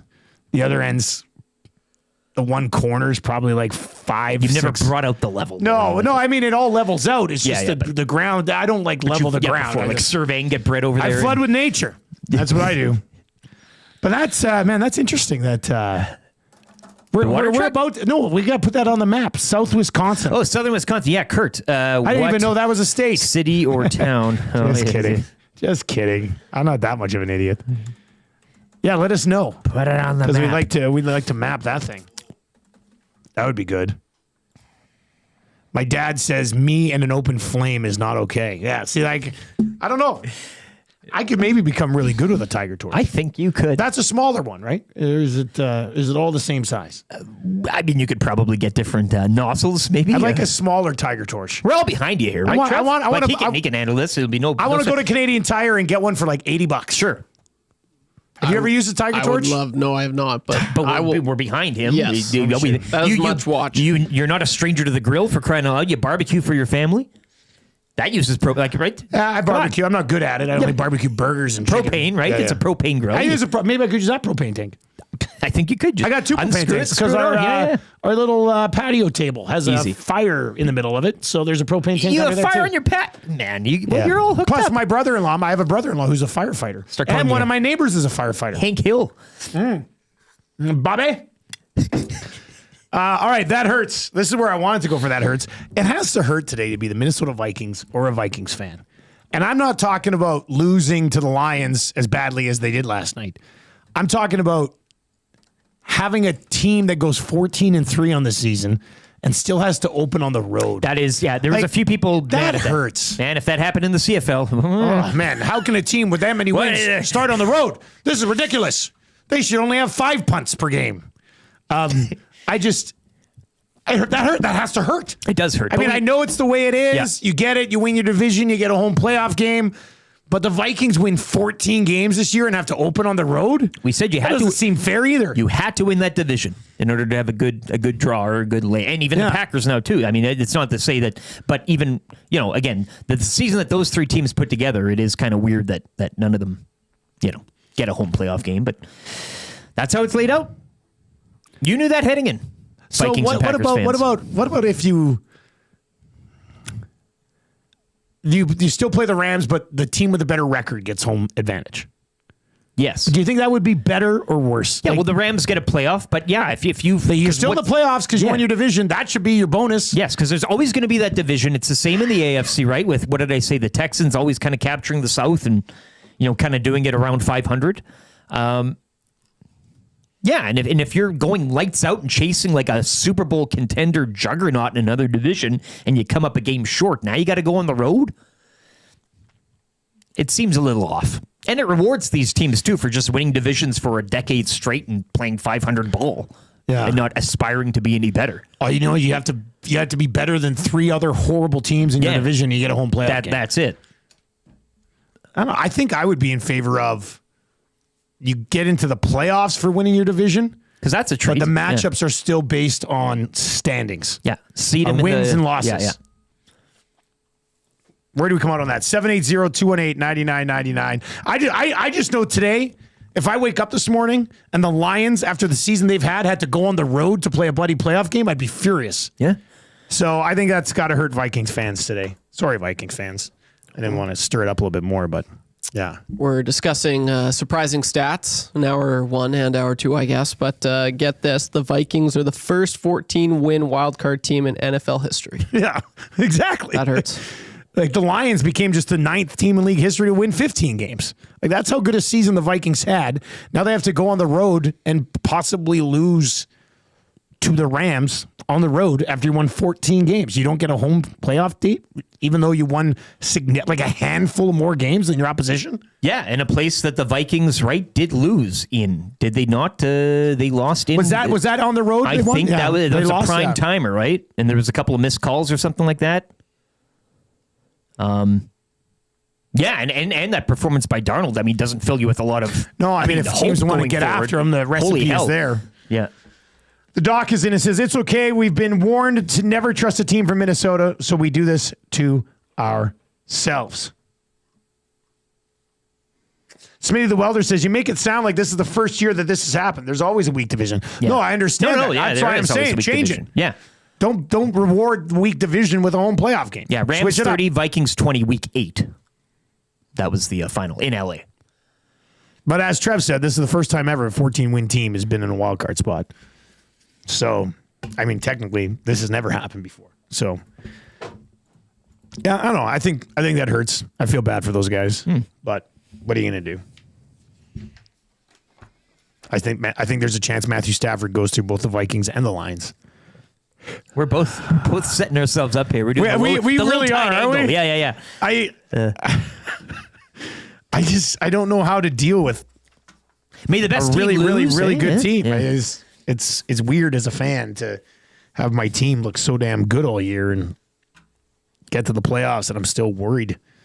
But that's what happens. I mean, it's not always the number one seeds who are advancing to the Super Bowl, but it certainly helps having home field advantage when you win 15 games this season.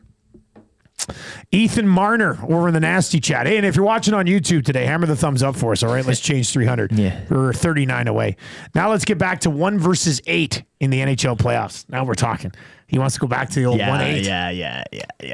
I don't mind that myself. I don't mind NHL playoffs the way they're lined up right now. I think there's both. Yeah, I like the 1v8. I don't mind this one too, but it's just you're kind of seeing these repetitive matchups now year to year, and but isn't that what we wanted to do it for? Maybe like, that's like if we were at the 1v8 and he did that for 6 or 7 years, people be like, we're not getting division rivalries. What's new is old again, though. Then you want something else, then you go back to what it was, and you get sick of that. It's just but that's what we would be complaining about, right? Like, yeah. no division rivalries. Well, now we've got Oilers and Kings and Oilers and Golden Knights, and those are great divisional rivalries. I always like, though, that 8v1 and that Cinderella or whatever kind of, wild card, I guess, if you will. But those are always kind of fun to see. Those stories. Lots of Tiger Torch texts. Yeah, and advice. And I think a lot of people are siding with Trev and I here. And that coming, I should coming do to it? your side. Yeah, I think so. Yeah, I mean, it probably seems like a great idea. Probably will. Some people are even saying how the 911 call will go. Kind of writing the script as, hello, my parents are on fire. I'm always afraid that when I fire up anything with propane, it's going to explode in my face. You know? Yeah. Even every time gas. Every time I start the barbecue, I'm always like, you just never know. E-Town Beatdown says Tiger Torch is very easy to use, typically a 20-pound propane bottle, a 3-foot hose with the torch attached, turn the dial for more power, light with a flint. What? Very simple. You'll be fine, Dusty. Here's the thing, E-Town Beatdown. I've never started anything with a flint. I've never been on the show Survivor. I don't have any experience in starting a fire with a flint, even on a Tiger Torch. Rubbing 2 sticks. How come you can't just turn on the propane and hit a start button? Or a Bic. Well, Fergie's Prostate says, I wouldn't trust Dusty with a Bic lighter. You've used a Bic before. Yeah, but I hate it because I always burn my thumb. No. So I don't think I could do the Tiger Torch. We'll get you a Zippo specifically for your Tiger Torch usage. Yeah, and we can have your name on it. Yeah. You could look cool. Dex says you need a tabby torch. Is that just a little one? I just want a little one. I want like the torch coming out of the top of the bottle. Make it easy. This text is and says, guys, I did a 24-hour flood this year. Oh no. I did a 24-hour flood this year. At hour 23, the brackets gave out, pierced the liner, and I watched all of the water flood out in 30 minutes. Where did it go? Oh, man. Thank you for sharing that story. It's both heartbreaking and hilarious. Downhill into the neighbor's yard, eh?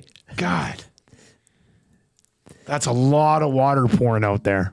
That's what when I 2 years ago, when I was like, it was all melted and it was just water. I was like, what am I going to do with this? Well, that's So I took out the one corner and I was like, oh, it's just gonna go into the ground. And it like flooded through my yard, the neighbor's yard, and out onto the street. But once it leaves your property, it's no longer your problem anymore, That's correct? what I said. I mean, you just... I went out there, I stood there, and said, where'd all this water come from? Who's doing this? You guys got a lot of water in your yard. Last year, I just sliced the liner in the middle and let the water soak into the grass underneath. Like one of those above ground pools. It was good. Yeah, that was a better way to go, I think. All right, you know what time it is. This is exciting. Have you guys had the music for the snow? Well, we had a report? different bed. It was it's more of a serious, lesser beat. Wasn't as it's like a rock bed. Hey, rock alternative, I guess you could say. It was different. Yeah. It was like snow report. It worked, but It did, okay. I've been waiting for Let's do this then. Let's do this. The snow report for Marmot Basin.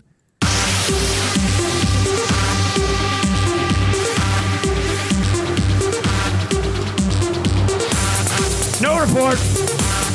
Marmot Basin. So stoked. Like, winter's here. I'm stoked. You stoked? I'm stoked. Just so stoked. Yes. I mean, it came down last night, what, a good 5 inches? Last night, I think so. Something like that, and a couple feet the day before. You've got a 5-foot base with 5 inches of freshie on top. 5 inches of freshie on top. Imagine that. Temperature this morning, -8 at Marmot. Forecasted high of -4. Skies are a mix of sun and clouds. Settled snowpack is 61 centimeters. They've now received 144 centimeters in total snowfall this season. All the lifts are operating. 18 runs were groomed last night. Jasper in January. Festival kickoff on January 11th. Runs through until the 26th. All kinds of great events happening both at Marmot and in town. Check out the Marmot website at skimarmot.com or visit jasper.travel for updates on all the events. You can save on the Marmot Escape Card family package. Midweek lift tickets discounted by 20% when you purchase online.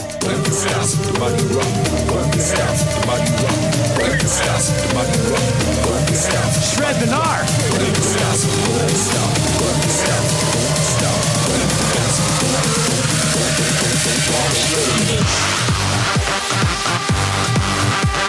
Now, I'll just say it. The Marmot Basin Snow Report makes me want to become a skier. I don't ski, but the Snow Report, it sounds like a fun time. It's like the Prodigy. Yeah. Rob from the Grove says Matt used the Spengler Cup music. Good idea. Would have been a good. I mean, that's a good idea too. Yeah. Yeah, I like that. Martin, in with this text today, says the positive view of Dusty using a blowtorch is that the neighborhood kids will be able to tour a fire truck that day. Yeah. I also want you wearing a welding mask. Well, I thought you had to. I thought you had to. You're not supposed to look at the flame, right? Different kind of flame, Dusty. Oh, really? That's like if you're welding. Is that not what this is? No, it's just like a regular flame. It's just like a fire. I'll show you the Les Meyer video. I think you might have the wrong idea here. It's not as hot as the Not even close. Oh, I might have the wrong idea then. So he's been. Somebody did text in and said, Dusty, did you even know what a tiger torch is? It's like a flamethrower. It's like a miniature flamethrower. Let me see. I'm going to look this up. It's a lot different. It's not like a gun.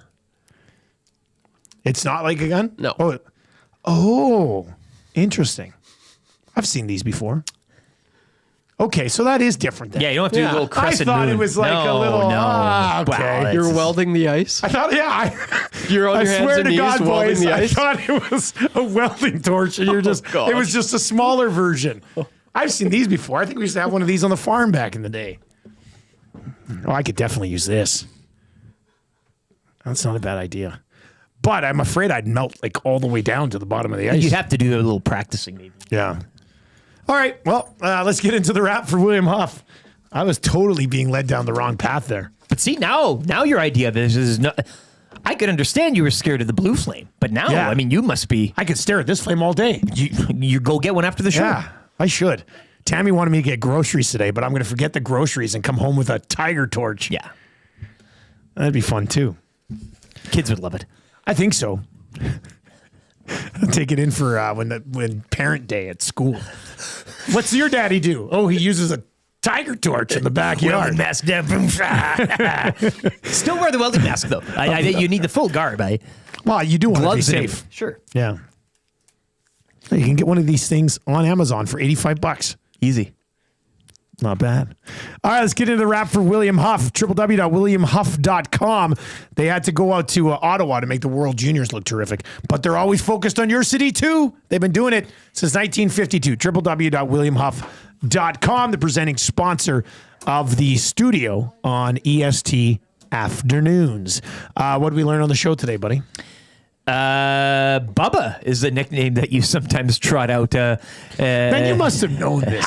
I learned it. That's what I learned on the show today. That's what I learned. A few other things as well. The tiger torch and the welding, which has pissed off Smitty the welder here this morning, but I think you can be forgiven. I mean, but the Bubba. And your the Costa Rica trip that never unfortunately was for you and your family. Tough beat. That's close, eh? As you also went by another pseudonym, Yeg Nielson. That's my cool bet poker hand. Yeah, I love it all. We'll have another tournament in January. I see Jen asking about it in the chat. We'll have another cool bet. We love these poker tournaments. So we'll do that again. Martin says you should cook your supper tonight with the new tiger torch. I should. When they're out on the patio. I should. Dan, what's for supper? Lasagna. It'll be ready in 2 minutes. Yeah. You keep saying "say hello" to my little friend, like you're going to trot that line out, like every day on the rink. That would smooth it out, though. I'm tempted to go get one of these. I'm glad these tiger torches. Yeah. You know what? I'm going to get it and then record myself saying they're great because he's a tiger too, like the bowl game. Yeah. Oh, he Tony the Tiger Bowl. Yeah. Who won that one? Washington lost to Louisville. Yeah, it was a tight one though. That's a tough one. Trev, what did you learn on the show today? I think the big one, the surprises. Connor Brown. Connor Brown. That was a big one. And the Bouchard goal. And I was going to say both those. And what's the poll at? And even Ekholm, 3 power play goals. 80 to 20 probably still. I'd say it's probably more, hopefully. 81.7. 82.2 to 17.8%. What's more surprising? Connor Brown being 4th on the Oilers in even strength points, which is surprising. But Evan Bouchard does not have a power play goal this year. Crazy. All right, sound of the day today. Let's do this on the new touchscreen computer. Here we'll go. This is that new song that we played. Let's see what I can mix here. Inconceivable. On your butt. Yeah. I'm your huckleberry. I'll do.